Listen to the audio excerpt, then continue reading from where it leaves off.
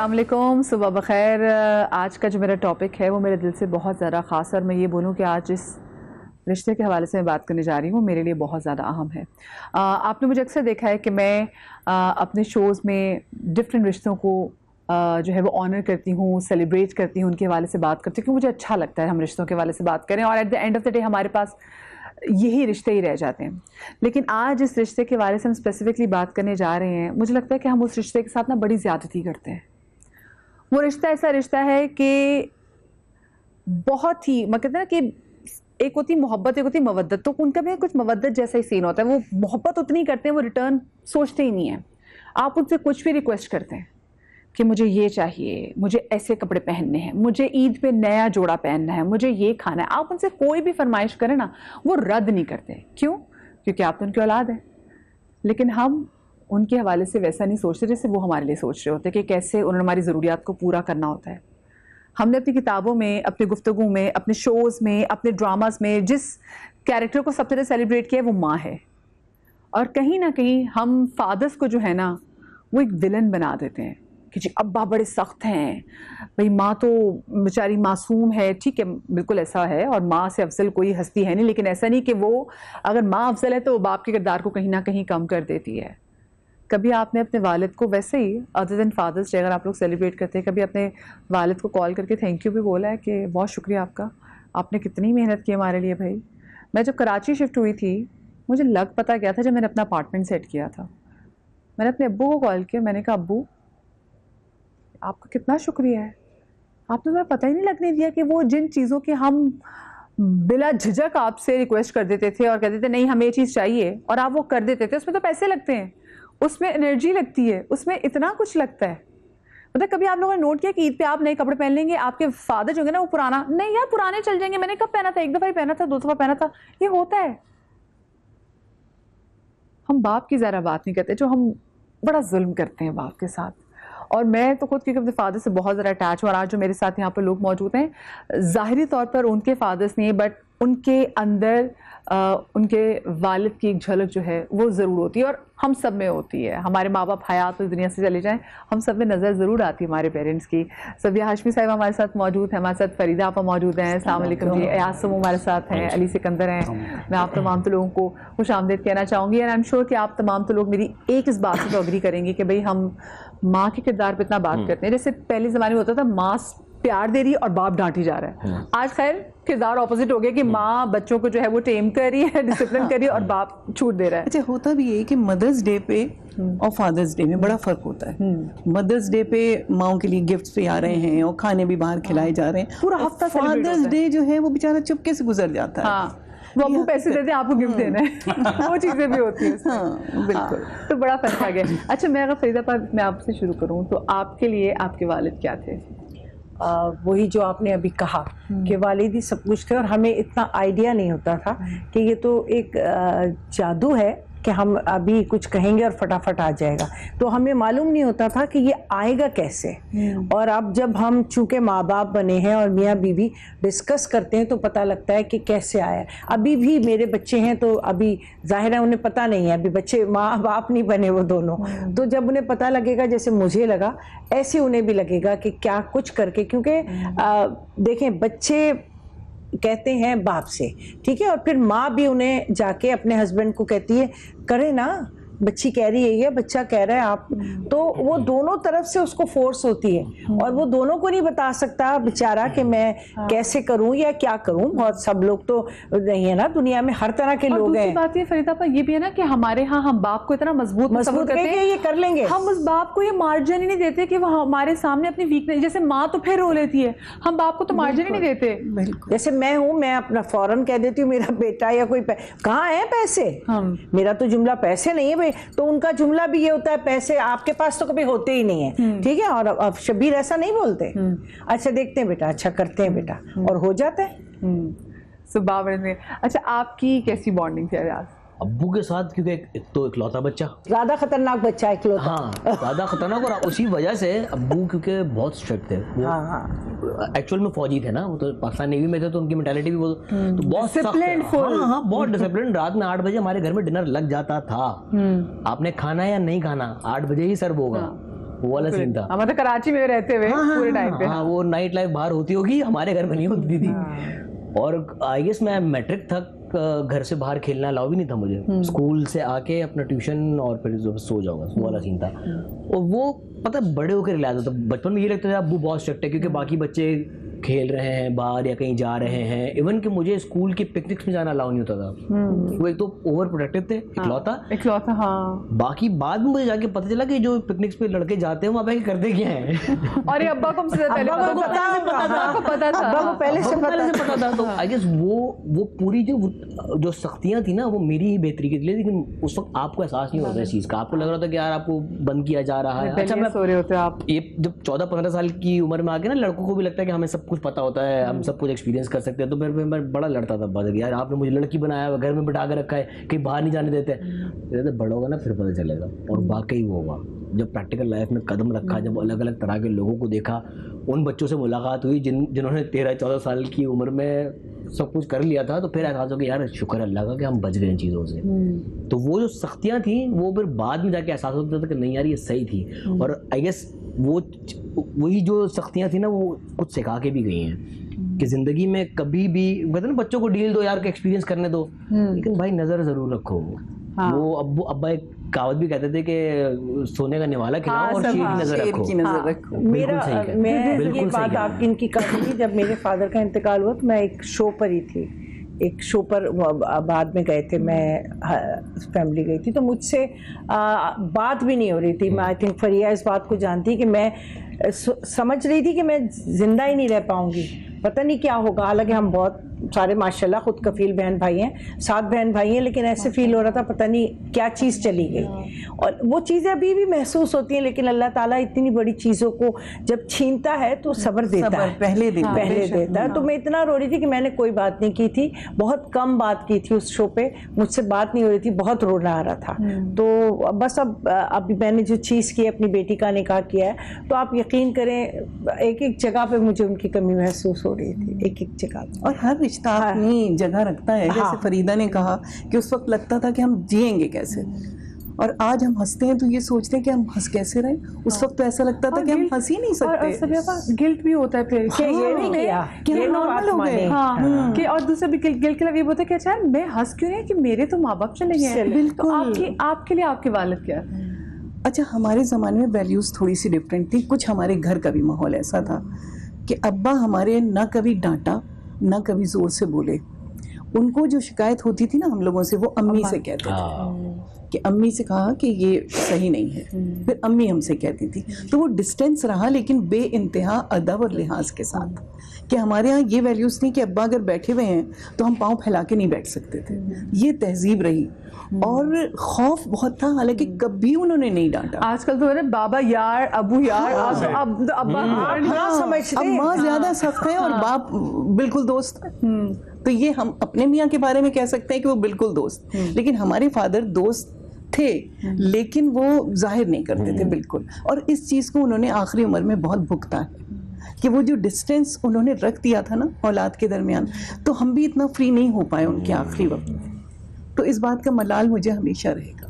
कभी कभी होता है ना, जैसे माँ बाप और कुछ मतलब प्यार से, हम या तो माएँ तो फिर प्यार कर लेती हैं, गले लग लेती हैं, जो बाप है ना वो फिर उनके अंदर बेटियों को लेके थोड़ा वो शर्म आ जाती है, थोड़ा वो झिझकते भी हैं। और आपके अंदर ये हसरत होती है कि काश गले लगा ले जी भर के। हाँ, ये हसरत मुझे आज तक है, हालांकि उनकी डेथ को 24 साल से ज़्यादा ही हो गए।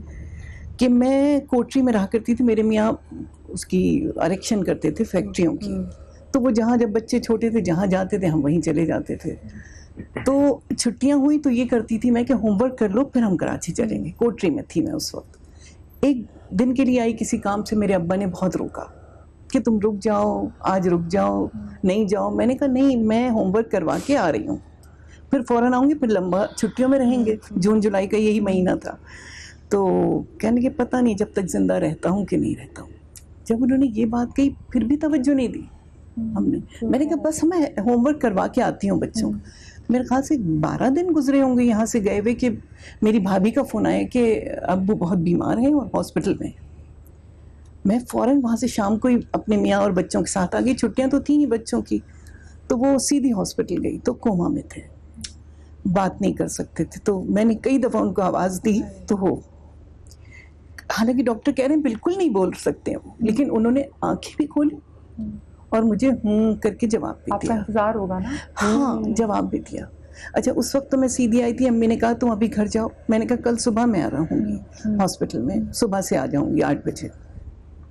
क्या नहीं, ठीक है। फिर घर गई, बच्चों को सेट वेट करके, फिर सुबह मैं जल्दी से तैयारी करके आज मैं हॉस्पिटल जाऊँगी।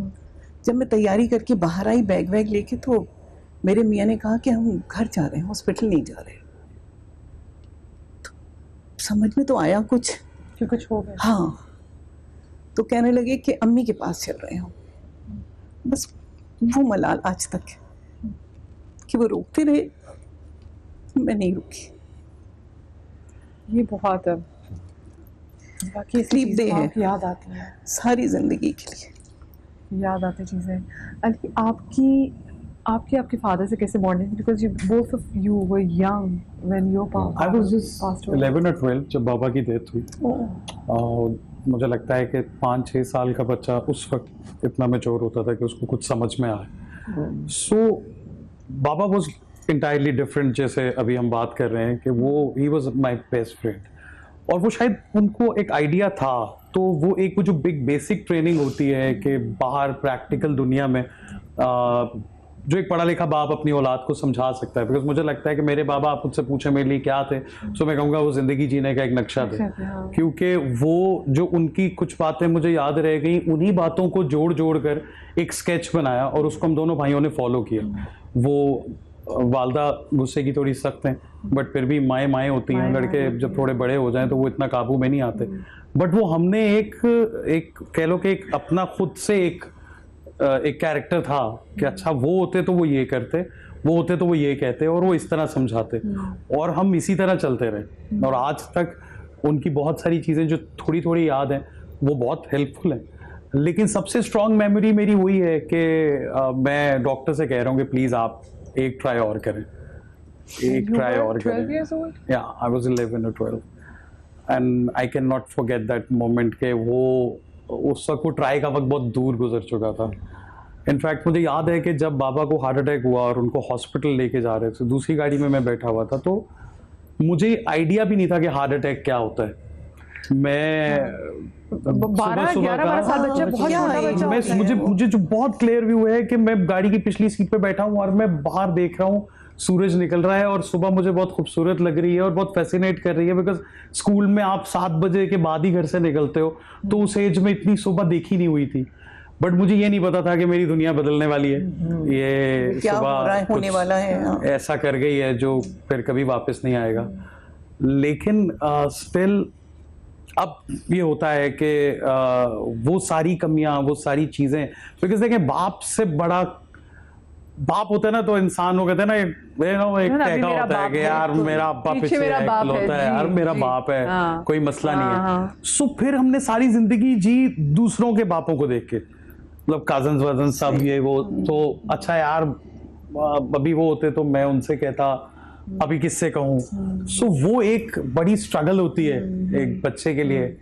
लेकिन बहुत साल गुजर गए, अल्हम्दुलिल्लाह हमारी वालदा इतने स्ट्रॉन्ग हिसाब की थी कि उन्होंने हमें संभाल के रखा और बिगड़ने नहीं दिया। लेकिन वो जो टाइम है जिसमें आपने कहा कि मैंने बोला कि क्या और ट्राई कर सकते हैं। हाँ, बिकॉज हम जब हॉस्पिटल पहुंचे तो बिकॉज आप यंग एज में हार्ट अटैक बहुत कम लोग सर्वाइव कर पाते हैं, तो उनकी डेथ हो चुकी थी।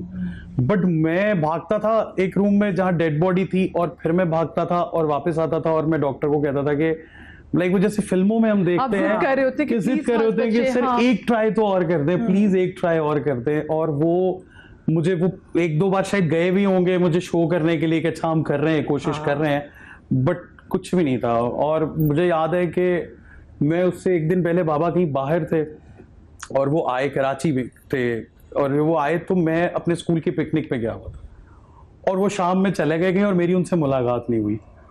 और रात में वो आए, मैं सो गया हुआ था, और उसी रात उनको अटैक हुआ और सुबह सुबह हॉस्पिटल लेके गए। गाड़ी उनको लेके जा रही थी, पीछे एक गाड़ी में मैं था और वालदा थी, बाकी बहन भाई बहुत छोटे थे, वो घर पे ही थे। बट वो हाँ, the elder one. एल्डेस्ट मतलब बहुत सारे जो लोग देख रहे हैं वो जानते हैं जो आगा सिकंदर थे वो मेल जो है लीड का वो किरदार अदा करते थे और ही वाज वेरी यंग, मतलब पाकिस्तानी ड्रामा इंडस्ट्री का एक बहुत बड़ा फेस था और गॉन टू सून। मेरे ख्याल से hardly he was like 38 years old. या ही वाज 37. 37.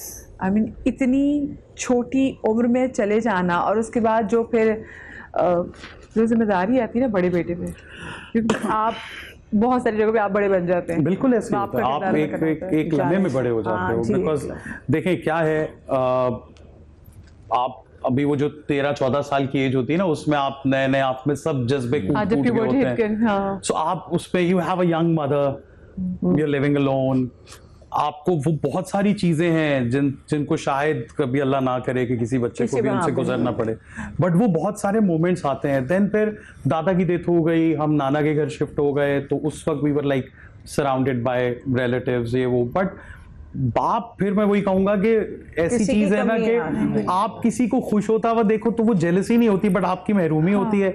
और आपके साथ कोई कितना, वैसे वसीम मामू ने मुझसे बहुत प्यार किया, मेरी खाला ने मुझसे बहुत प्यार किया, सबने, लेकिन वो जो एक था ना कि यार मेरा बाप है, मैं अपने बाबा को बता के आता हूँ, वो चीज मेरा ख्याल है सबसे बड़ी ताकत औलाद की वो होती है। और उसके बाद फिर वक्त आपको बड़ा कर देता है। अल्हम्दुलिल्लाह मेरे बहन भाई अच्छे थे, Agha was also very like you know obedient younger brother. अब तो हम बिल्कुल ऐसा लगता है कि दो जिगरी यार हैं, लेकिन वो भी मुझे करना पड़ा कि बजाय इसके कि बाहर जाके दोस्त बनाए, मेरा दोस्त बन जाए। जैसे नाना की तरफ तो बहुत सी जगहों पे बहुत ओवरली पैम्पर्ड भी कर देते हैं कि हाँ भी नहीं है तो हम कमी पूरे करने की कोशिश करें। देखिए वो कुछ भी हो जाए, वो कॉन्फिडेंस जो है ना वो कभी भी ही आता है। जो आप बाप का पैसा जिस बदमाशी से लेके उड़ाते हो ना, वो मामा चाचा खाला ताया कुछ भी कर। और एक जुमला होता है कि अगर आप बाहर किसी से लड़ रहे हो, मैं भी अपने अब्बा को बुला के लाता हूं। ये कैसा ये कैसी चीज होती है, मतलब हम मतलब ये तड़ी भी ना एक ब्लेसिंग है, ब्लेसिंग है। अभी ला रहे हो अपने अब्बू को, चाहे वो अब्बू ने कुटी लगानी है हमें, मतलब बाप। लेकिन आप वो एक वो रोप डालते हैं कि अच्छा यार मैं, और कुछ भी नहीं होता ना। देखें माँ के साथ बेटों की ना एक कुछ चपकलिस चलती रहती है, वो वहां पे भी एक ही धमकी होती है कि अच्छा मैं, एक टाइम होता है माँ के लिए बताऊंगी, एक बार कहते हैं कि अच्छा चलो आ लेने दो बाबा को। और मेरे बाबा वाकई ही वो इतने फ्रेंडली थे कि मुझे उन्होंने लाइफ में जो टिप्स तब दी वो आज तक मेरे काम आई। और मुझे नहीं पता था कि वो टिप्स क्यों देते थे, वो बैठ के मुझसे इतना फ्रेंडली, बिकॉज उस दौर में वाकई मैंने वो शेर की आंख वाले बाप ही देखे थे सारे। तो मैं बड़ा हैरान होता था कि यार मेरा बाप इतना चिल, इतना यो कैसे है, मतलब वो। और मैं खुश भी होता था इस बात पे। और बाकी बहन भाई तो इतने छोटे थे कि उनको बिल्कुल भी याद नहीं है। लेकिन टू बी ऑनेस्ट, हम वही आपके वाली बात को सेकंड करूंगा कि माँ, नो डाउट कि माँ का दर्जा सबसे बड़ा है। लेकिन मुझे लगता है कि बाप है, लेकिन बाप जो है वो असल यू नो पंजाबी में कहते हैं आकड़, उर्दू में कहते हैं गरूर, वो होता है औलाद की, वो बैकबोन। हमारे यहाँ ये भी कहा जाता है कि जब माँ घर से चली जाती है तो घर घर नहीं रहता, वो ये है बिल्कुल। लेकिन जब बाप जाता है ना तो घर की छत नहीं रहती। बिल्कुल ऐसे ही बाकी घर ही खत्म हो गया। एक अम्ब्रेला जो आपकी बाप के नाम की है ना, उसकी कमी बहुत महसूस। जैसे मैं छोटी सी ब्रेक लेने जा रही हूँ, ब्रेक से वापस आते हैं, गुफ्तगू के सिलसिले को आगे बढ़ाएंगे हमारे साथ।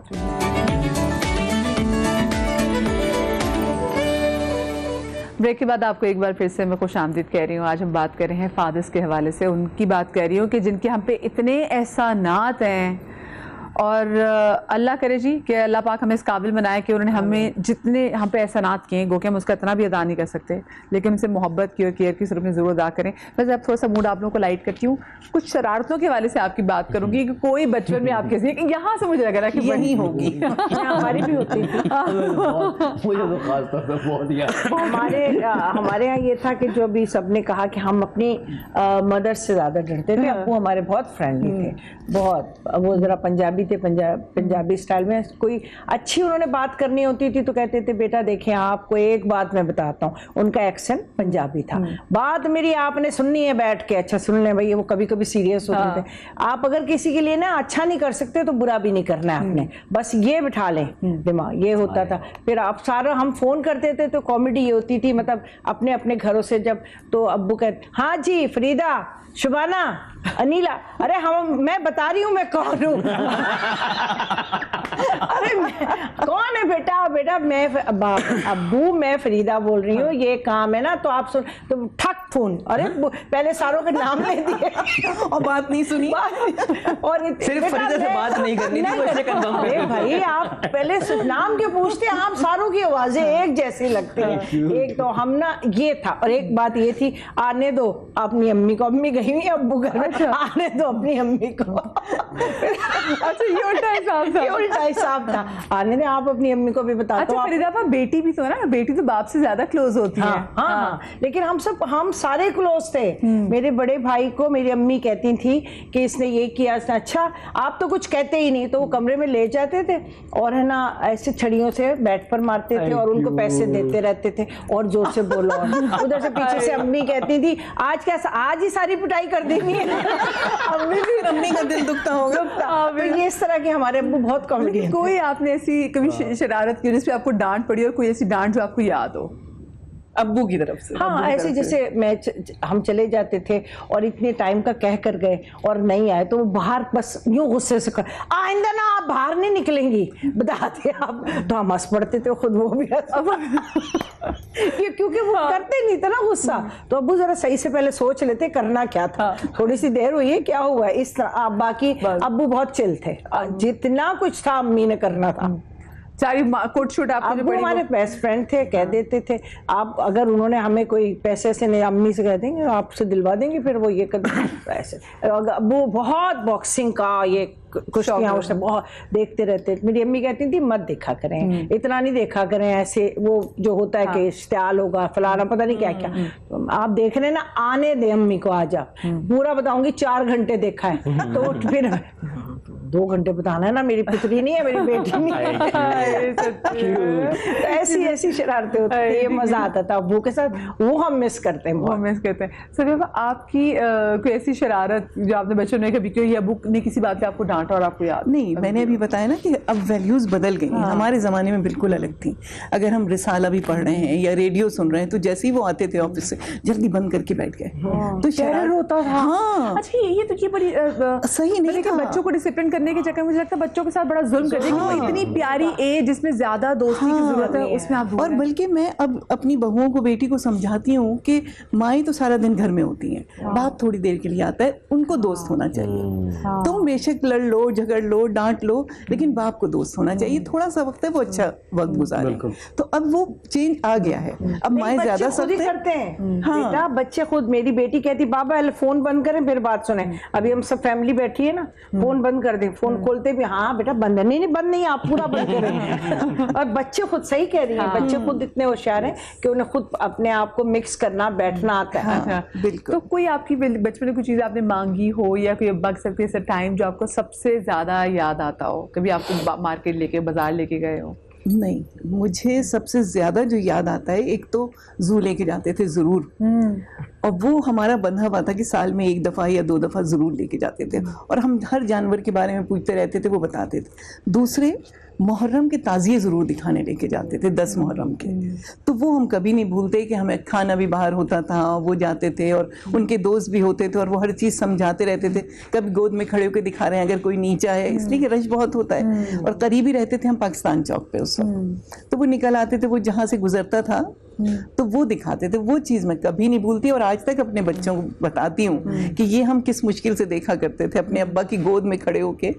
और बाकी ये कि वो ज़रा सा डिस्टेंस रखते थे, तो वही मैं कह रही हूँ कि आखिरी उम्र में क्योंकि आ गया था इतना फासले से मुराद ये नहीं कि कोई लड़ाई या कोई झगड़ा, वो खुद रिजर्व रहते थे, तो हाँ एहतरामन, तो वो हम उनकी आखिरी उम्र में वो टाइम नहीं दे सके उनको जो कि वो चाहते थे, जो डिजर्व करते थे कि अब हम उनके पास रहें। लेकिन उन्होंने इतना डिस्टेंस रखा, जो बात कहना है अम्मी से कह दी, बता देना उसको, ये कह देना उससे, ये वैसे ना पहले ज़माने में, ये मैं नसीहत है मेरी कि ये ना रखे हम। ये माँ हो चाहे बाप। तो क्योंकि अकेले थे, अब प्यार भी जरे करना है, सीधा भी इसी को करना है, और कहते हैं ना बंदे का पुत्र भी बनाने के लिए मेरे पास यही प्रोजेक्ट है, लोगों को बताने के लिए। मुझ पे 18 साल की उम्र तक बहुत मेहनत हुई है। मैं अब्बा से बहुत कुटे खाई हैं मैंने, और हर तरह से पिटा हूं मैं, जिस तरीके से एक बाप एक बच्चे को मार सकता है मैं पिटा हूं उस तरीके से, क्योंकि मैं शरीर बहुत था। अच्छा, अब्बू का ये था कि 18 साल की एज तक ना अब्बू बहुत स्ट्रिक्ट थे। वंस मेरा शनाख्ती कार्ड बना है ना, अब्बू की पर्सनैलिटी यूं चेंज हुई है। और तुम्हारी तुम्हारी होने वाली थी ना, तुम्हारी चेंज होने वाली थी, उन्होंने कहा मैं कर लूं। Yes, क्योंकि 18 का मैं हुआ हूँ, सर में आ जाए। अब्बू दोस्त बन गए। अब तो एक इंडिपेंडेंट नहीं अब्बू दोस्त बन गए। दोस्त ऐसा कि वो जो सख्तियां 18 साल की उम्र से पहले अब्बू ने की थी मुझ पे, या वो बातें जिन पे मुझे 18 से पहले डांटा जाता था, उस पर अब्बू का ना नजरिया बिल्कुल चेंज हो गया। अब्बू ने कहा समझदार आदमी थे ना कि उन्होंने कहा अब ये बड़ा हो चुका है, अब इसके दोस्ती करनी है।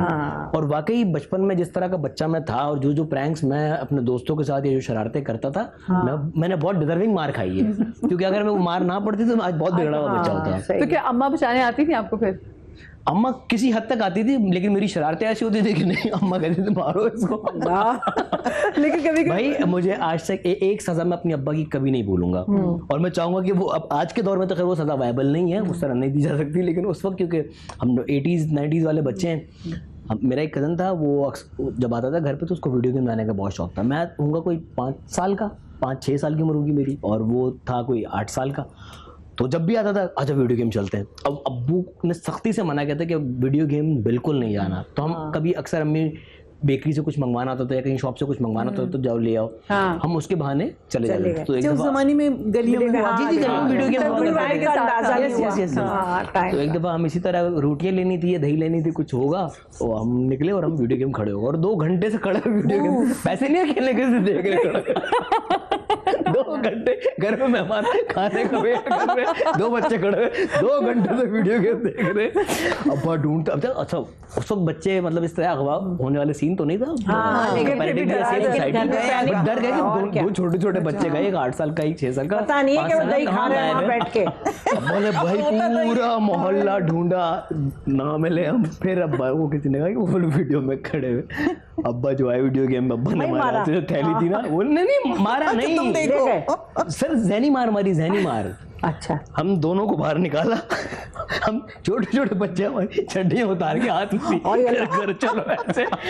मैं बताऊं वो एक हमारे लिए मेंटल टॉर्चर था। हम पता नहीं कितने साल वीडियो गेम नहीं गए इस डर से कि यार अब्बा ने हमारे साथ ये किया है, और बाकी लोगों को याद आ जाएगा। वो ऐसा उसके बाद लिटरली मुझे याद है कि मैं 10 या 12 साल की उम्र से पहले मैं वीडियो गेम नहीं, जब तक चेहरा बदल नहीं गया, बड़े नहीं हो गए, बहुत शर्मिंदा, मुंह नहीं दिखाया, शर्मिंदा बच्चे था तो मोहल्ले के। अच्छा, ये वही जनरेशन में हमारे माँ बाप के पास ये था कि वो हमारी शरारतों का में कूट लेते थे। ये आजकल के माँ बाप तो बच्चों को कुछ भी नहीं कहते कि नहीं प्लीज नहीं, इसकी पर्सनालिटी सारी डैमेज हो जाएगी, प्लीज शाउट से बात नहीं, डांटा तो नहीं बेटा आ गया। नहीं, लेकिन अभी वाली जनरेशन जो है ना, देखे वो खुद बहुत ज्यादा बिजी है, एग्जैक्टली, और समझदार है। हमारे पास इतनी एंटरटेनमेंट नहीं थी, गैजेट्स कम थे, टेक्नोलॉजी उतनी नहीं थी जो अब है। सो अब एक तो बच्चों को बहुत सारे सवालों के जवाब खुद से ही पता चल जाते हैं। जी जी, एक जनरेशन एक मूवी आई है, वो मूवी देखी जाएगी, बड़े देखेंगे, फिर सेंसर से पास होगी, फिर बच्चे देखेंगे। अच्छा, उसमें जो बहुत माइनर चीजें होती थी जिसपे हम बहुत एकदम एम्बैरेस से हो जाते थे कि ओ ये क्या हो गया, वो अब नॉर्मल हो रहा है। तो अब आपको बहुत ही तरीके से बच्चों को उस तरफ लाना पड़ता है, और आपको उनको दोस्ती जो है ना, अब वो जनरेशन तरसती थी कि हमारे अब्बा दोस्त नहीं बनते, यहाँ अब्बा पैदा होते ही दोस्त है ना, तो कदर वो वाली नहीं है। अच्छा, ऑल्सो मतलब अगर मैं हम अपनी जनरेशन वाले की बात करें तो हमें कोट इसलिए पड़ी है कि बाहर खेलने के लिए गए थे तो टाइम पे 5 बजे अंदर एंटर क्यों नहीं हुए, इतना बाहर क्यों खेलिए, लोगों की बेले बजा के क्यों भाग रहे हो, लोगों को पता ही नहीं इसमें मजा कितना है, किसी के एग्जैक्टली भाग रहे हैं। मेरे वालिद से एक दफा डांट पड़ी हुई है लाइफ में, और सॉलिड वाली, लेकिन वो हरकत भी ऐसी थी। एक तो हम लोग थाईलैंड कुछ अरसा रहे, बैंकॉक में बाबा का बिजनेस था, सो मैं हूँ कोई 5-6 साल का, 6-7 साल का, तो उस वक्त यही मैं करता था कि मैं बेलें बजा के भाग जाता था। तो उस वक्त वो कोई सीसी कैमरास वगैरह नहीं थे, तो हम नहीं पकड़े जाते थे। और एक मैं हरकत ही करता था कि मैं स्विमिंग करके ऐसे ही गीला भागता हुआ लिफ्ट में ऊपर चला जाता था। 6th फ्लोर पे हमारा घर था, अपार्टमेंट था। तो एक दफा यही हुआ कि मुझे 2-3 दफा उन्होंने वार्न किया, मैं नहीं बाज आया, और मैं गया और गीला ऐसे ही मैंने जाके वो फ्लोर दबाया तो लिफ्ट जाम हो गई। अब लिफ्ट जाम हो गई और वो एक 3rd फ्लोर पे जाके, आई स्टिल रिमेंबर, इतनी सी बस एक गैप है, अदरवाइज वो गैसेस वैसे पहले भी हुआ था तो कोई ज्यादा सीरियस मसला हो गया था। अब मैं आवाजें दे रहा हूँ, कोई नहीं आ रहा, वो आए हैं, उन्होंने बड़ी कोशिश की, नहीं खुला कुछ, ऊपर से उन्होंने छत खुली लिफ्ट की, 2-3 लोग नीचे कूदे, मुझे उतारा, पूरे कपड़े मेरे फट गए, काला वाला ग्रीस लगी हुई, मैं रूम में गया। अच्छा उस रात अब मुझे है कि आज तो अब्बा ने आके ना आज तो आज तो अब माँ भी यही कह रही ठीक है जाओ नहा लो, अभी पता चल जाएगा तुम्हारा क्या होना है। अब्बा आए, काफी डांट पड़ी, और मैं डांटने के बाद मैं कोने में बैठ गया और अब्बा दूसरे कोने में बैठ के रोना शुरू हो गए। हाँ वो जाहिर है फिर तो क्योंकि वो इतना डांटने की भी आती नहीं थे। उसके बाद फिर और हमारी खौफ भी था कि खुदा ना खास्ता खुदा ना खास्ता वो भी था कि कुछ हो जाता, तो फिर वो एक कोई मुझे एग्जैक्टली वो टॉक याद तो नहीं है, बट वो एक गुफ्तगू हुई मेलोड्रामेटिक, और फिर मैंने प्रिकॉशंस लेनी शुरू की कि नहीं अब मुझे एहतियात करना है, ये नहीं है मेरे अब्बा से रोज मैं डांट, ये तो आदत पड़ जाएगी अब्बा को। तो और फिर ये हुआ कि अच्छा फिर हम लोग क्योंकि नए नए शिफ्ट हुए थे, तो उस वक्त हम लोगों ने मुझे आइसक्रीम में टीवी और वीसीआर नहीं लिया हुआ था, तो उससे एक दिन पहले मैं माँ को बोल रहा था कि माँ मतलब टीवी वगैरह, हालांकि वहाँ शुरू में थाई चैनल्स ही आते थे, लेकिन वो फिर अब्बा ने की सुना, जिस दिन डांट पड़ी अगले दिन मैंने दरवाजा खोला, सो 2 लोग खड़े हुए, कितना बड़ा टीवी, और वो साथ में वो पूरा वो उस वक्त वीसीआर ही था आई थिंक, वो और वीएचएस काफी सारे मूवीज का स्टॉक, और वो फिर आया और वो उनके घर में बैठे हाँ बाहर लिफ्ट ना गीली करे नहीं, लेकिन वो हम बाहर नहीं आते थे। आजकल इतना बड़ा डिफरेंस यही है कि घर में सब कुछ है आपके पास, बच्चों के पास हर चीज घर में है। सबसे बड़ी बात फोन है, फोन है ना, वही तो कह रही हूँ, सारी बच्चों की फिजिकल एक्टिविटी खत्म हो गई, फिजिकल। जैसे अभी ये ताजिए की बात करती हैं, करा इन्होंने, हम भी जाते थे ताजिए देखने के, जा रहे हैं देख रहे हैं, फ्लैट एक अरेंज होता था हमारे लिए, हम ऊपर से देखेंगे, तो ये सारी चीजें अब नहीं है। यहाँ पर मुझे एक छोटी सी ब्रेक लेनी है, ब्रेक के बाद हाजिर होते कहीं मत जाइएगा। जी ब्रेक के बाद आपको एक बार फिर से खुशामदीद कहते हैं। आपके अब्बा की सी कौन सी आदत है जो आप में आई है? मेरे अब्बा की कौन सी आदत है जो मुझ में आई है? मेरे अब्बा की नरम दिल, वैसे मैं बोलती बहुत हूँ, वो इतना बोलते नहीं थे, लेकिन वो थोड़े से सॉफ्ट दिल के थे, वो वाली अच्छी आदत आई। सिखाते वो बहुत थे, कुछ भी नहीं, वो बेहतरीन आदमी थे, बेहतरीन आदमी थे, लेकिन मैंने शायद सीखा नहीं। हर वक्त ये जो मैंने अभी आपको बात बताई है ना, तो बस मासी को डांटो या कुछ करो तो वो ये जरूर बोलते थे, आपने अच्छा नहीं ना करना, इसके लिए बुरा भी ना करें, बस वो मुझे हर वक्त ये गूंजती है समझे आवाज, तो मैं इससे बहुत लर्न करती हूँ, ये समझ लें आप बस। मैंने जो सीखा अपने अब्बा से वो पंक्चुअल होना, टाइम का। अगर उनको कहीं 8 बजे निकलना है तो वो 7:45 बजे तैयार होते थे, तैयार होके बैठ जाते थे, उनकी इजी चेयर थी, टीवी भी उसी पे देखा करते थे। अच्छा बे इंतहा वेल ड्रेस, तो अगर कुर्ता पहनना है तो वो पूरे एहतमाम से, यानी उसकी आस्तीनें चुनी हुई, तो वो दोपहर से धूम मची होती थी कि आस्तीनें चुनते अम्मी चुना करती थी, वो पैरों पे लेके वो हो जाए। 7:45 बजे वो तैयार होके बैठ जाते थे और सिर्फ डांट रहे होते थे। तो वही चीज़ हम लोगों में आई है कि बाज़ वक्त हमने भुगता भी बहुत है कि हम कहीं शादी में गए, पता चला मेज़बानी नहीं है, हम तो वक्त पे पहुंच गए, केटरिंग वालों से पहले पहुंचे। हाँ बिल्कुल, उस वक्त तार निकल रहे हैं, गाड़ियों से सामान निकल रहा है। ये अब शूटिंग पे भी यही होता है कि गाड़ी 5 मिनट भी खड़ी ना हो, कि वो हम उससे पहले तैयार हो जाएं, कि मुझे ड्राइवर को खड़ा करना भी बहुत बुरा लगता है। तो ये चीज़ अब्बा से सीखी कि पंक्चुअल होना चाहिए, वक्त की कदर करो, वक्त की अहमियत को समझो, ये चीज़ हमने उनसे सीखी, वही मेरे बच्चों में आई वक्त से पहले। और कमाल की बात, बहुएं जो आई वो भी बिल्कुल वक्त पर तैयार, वो तो रंग में ढल गई, बच्चों के साथ उनका मुश्किल भी है, लेकिन वक्त पे तैयार। सही। आप में क्या आदत है अब्बा की? मुझे लगता है अब्बू से 2 आदतें मिली हैं मुझे। एक तो जो अच्छी आदत, खैर दोनों अच्छी आदतें, चड्डी उतार के सजा दे, वो तो सजा तो ऐसी चीज मैं जिंदगी में नहीं भूलता करना, हम भी नहीं भूलेंगे। जब भी तुम्हें देखेंगे बस 6 साल का याद कर लेना, वीडियो गेम से निकल रहा है, शर्मिंदा बेटा हमारे तो अभी भी तुम 6 साल का, हमारे तो बच्चे ही हो। अब्बू से मुझे एक आदत जो मिली, एक तो सीखने की आदत। अब्बू को लर्निंग का बहुत शौक था, उनको ना डिफरेंट सब्जेक्ट्स पे, डिफरेंट टॉपिक्स पे नॉलेज लेने का बहुत शौक था। तो वो बचपन से ही मेरी एक और मेरे साथ ट्रेजेडी कह लें या मेरी वेलबींग कह लें, मैं 6 साल की उम्र से लेके 16 साल की उम्र तक मैंने हर रोज का अखबार पढ़ा था, इंग्लिश उर्दू दोनों। बड़ी बात, इसमें तो आपके माँ बाप को भी क्रेडिट जाता है। इंग्लिश उर्दू दोनों अखबार अब्बा सुनते थे मुझसे, अच्छा, मुझे पढ़ के सुनाओ, बताओ। हाँ ऐसे वो उनके लिए तो तुम्हारी डाली थी। हाँ, उनकी रीडिंग अच्छी भी हो रही, सारे रीडिंग अच्छी हो रही है, नॉलेज अच्छी हो रही है। मैं बिल्कुल उस वक्त जो सब कुछ चल रहा था वो सब आपके पता चल रहा था मुझे। इवन के हॉरोस्कोप तक पढ़वाते थे मुझसे वो। सब पढ़ लिए मैंने, इश्तिहार पढ़ लिए, 10 साल के इश्तिहार पढ़े मैंने, जरूरत है इसका भी पढ़ लिया, सब पढ़ लिया मैंने। एक पहले सफे से लेके आखिरी सफे तक जो कुछ लिखा ना सब पढ़ने बेटा, इंग्लिश उर्दू दोनों में। तो मेरी 2 घंटे की सेटिंग सिर्फ अखबार की रीडिंग की होती थी। बहुत तो उसमें था कि पूरी एक लर्निंग हो रही थी मेरी, जो मुझे नहीं पता था। बहुत सबनिमिनल था कि अब्बू के लिए मुझे ये एक वो दिया हुआ था टास्क कि मैं रीडिंग कर रहा हूँ। पर आज आप एक चीज नोट किए, अब्बू के पास आपको देने के लिए 2 घंटे थे। हाँ यस, अब नहीं है ये, अब नहीं है बिल्कुल। यस। और आपको बांध के बिठाया जाता होगा। हाँ नहीं, मैं अच्छा कभी कभार मैं बड़ा नाराज हो जाता यार, ये क्या मुझे अखबार पढ़ा रहे हैं। वही तो। अब बच्चों के पास भी पेरेंट्स को देने के लिए 2 घंटे बड़ी मुश्किल से वही तो कह रही है ये जो अभी मैं एक्सपीरियंस करता हूँ, तो मुझे ऐसा लगता है कि कभी मेरा जो बड़ा बेटा है कि मैं उसको रिक्वेस्ट कर रहा था कि कभी let's have some time together, आजा कोई फैमिली के साथ ऐसी कोई मीटिंग करते हैं, तो उसमें ये होगा कि आ जाओ मेरे साथ गेम खेल लें। हाँ। और कुछ डिस्कस करना है तो वो मेरी मर्जी का कर लें।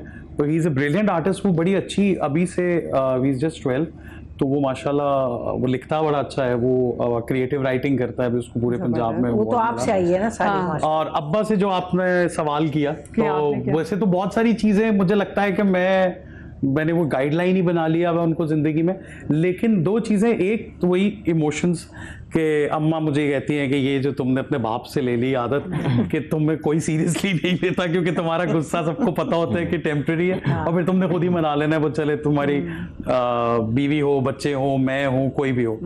और एक जो सबसे इम्पोर्टेंट चीज जो कि मुझे लगता है हम दोनों भाइयों ने ली, वो जिंदा दिली है।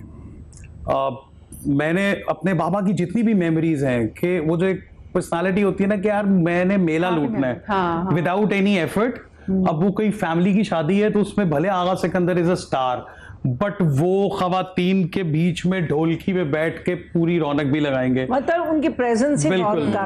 इनफैक्ट उनके फ्रेंड्स मिलते हैं तो वो कहते हैं कि यार हम जब तब पीटीवी के दौर में कहीं जाते थे कोई किसी ब्यूरोक्रेट के ऑफिस में और वहां पे कोई काम होता था तो हम सब बड़े रिजर्व होते थे और आगा अंदर जाता था रूम में और 15 मिनट के बाद वो ब्यूरोक्रेट के साथ गले में हाथ डाल के बाहर आके कह रहा होता था हाँ ये भी हो जाएगा, वो भी हो जाएगा, ये भी हो जाएगा।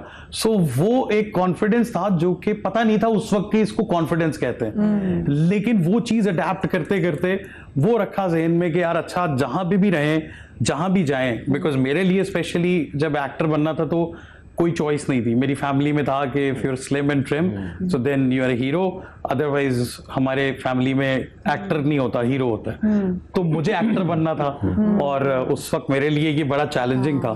फैमिली वाले बाकी भी सारे जरूर कहते होंगे कि नहीं भाई देखो अपने अब्बा को देख लो, तो अपने अब्बा को देखो, क्योंकि हाँ तो वो मैं एक इतना तंग आ गया, मैंने कहा यार अच्छा मुझे पहले ऐसे ही करना है, मुझे अपना एक नाम बनाना है। और वो एफर्ट्स की लिटरली डोर टू डोर, और मतलब गए काम मांगने, कभी होस्टिंग मिल रही है, कभी कोई छोटा काम मिल रहा है, वो किया करते करते करते आज यहाँ तक आए। बट एक चीज जो मैंने और मेरे भाई ने तय कर ली थी होश संभालते ही, कि हमारे बाबा को वक्त नहीं मिला कि दुनिया उन्हें पहचान सके। सो जब तक हम जिंदा हैं दुनिया उन्हें भूलेगी नहीं। सो हमने अपने नाम भी बदल दिए, मतलब आगा उसने ले लिया, सिकंदर मैंने ले लिया।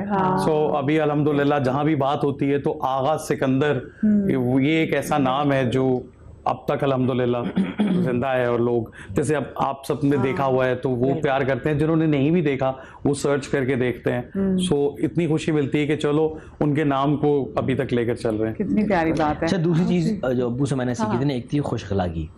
ये बहुत बहुत बाद में जाके मुझे ये जो बेटा ये अंकल का दिया हुआ है, वेट के अलावा खुश अखलाकी नहीं हुन में होगी, तुम में नहीं। इसमें वेट नहीं है। हाँ अब्बा वाली वाकई नहीं है, अब्बा बहुत बेटी थे मेरे, लेकिन जो खुश अखलाकी तो मेरे अब्बा से आई है, क्योंकि वो मैंने मतलब जब तक 21 साल की उम्र तक जब तक अब्बू को देखा मैंने, मैंने कभी किसी से लड़ते हुए नहीं देखा। पहले के लोग देखे थे ऐसे कि वो लड़ाइयाँ कम करते थे, बल्कि सच बता रही हूँ आपको ये बात कि पेरेंट्स ज्यादातर ऐसे थे जो खुद हम आज जाके शिकायत लगाते थे।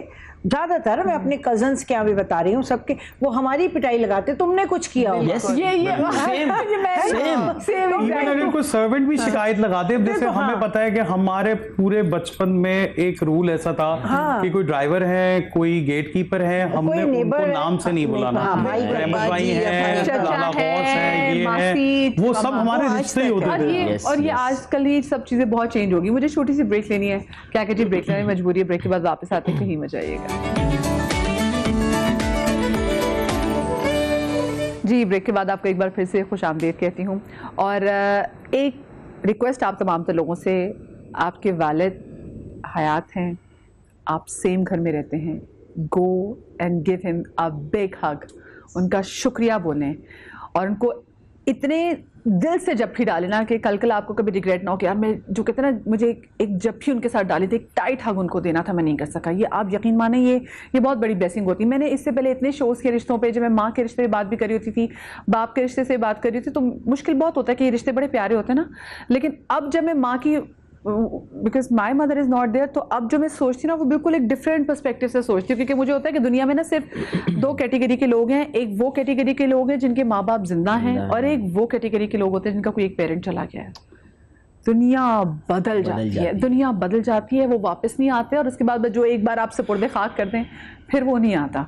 अच्छा अयाज, आपके फादर ने तो एक लंबी बीमारी भी काटी है, और ये कब पता चला था, एंड कितने यंग थे आप उस वक्त जब आपके फादर बीमार हुए थे? आई गेस जब मैं 8th क्लास में था, 14 साल का, 13-14 साल का था, तब अब्बू डायबिटिक हुए थे। और वो डायबिटीज़ उनको बढ़ती ही चली गई, और फिर उसके साथ साथ वो हाइपरटेंशन, ब्लड प्रेशर भी हो गया उनको।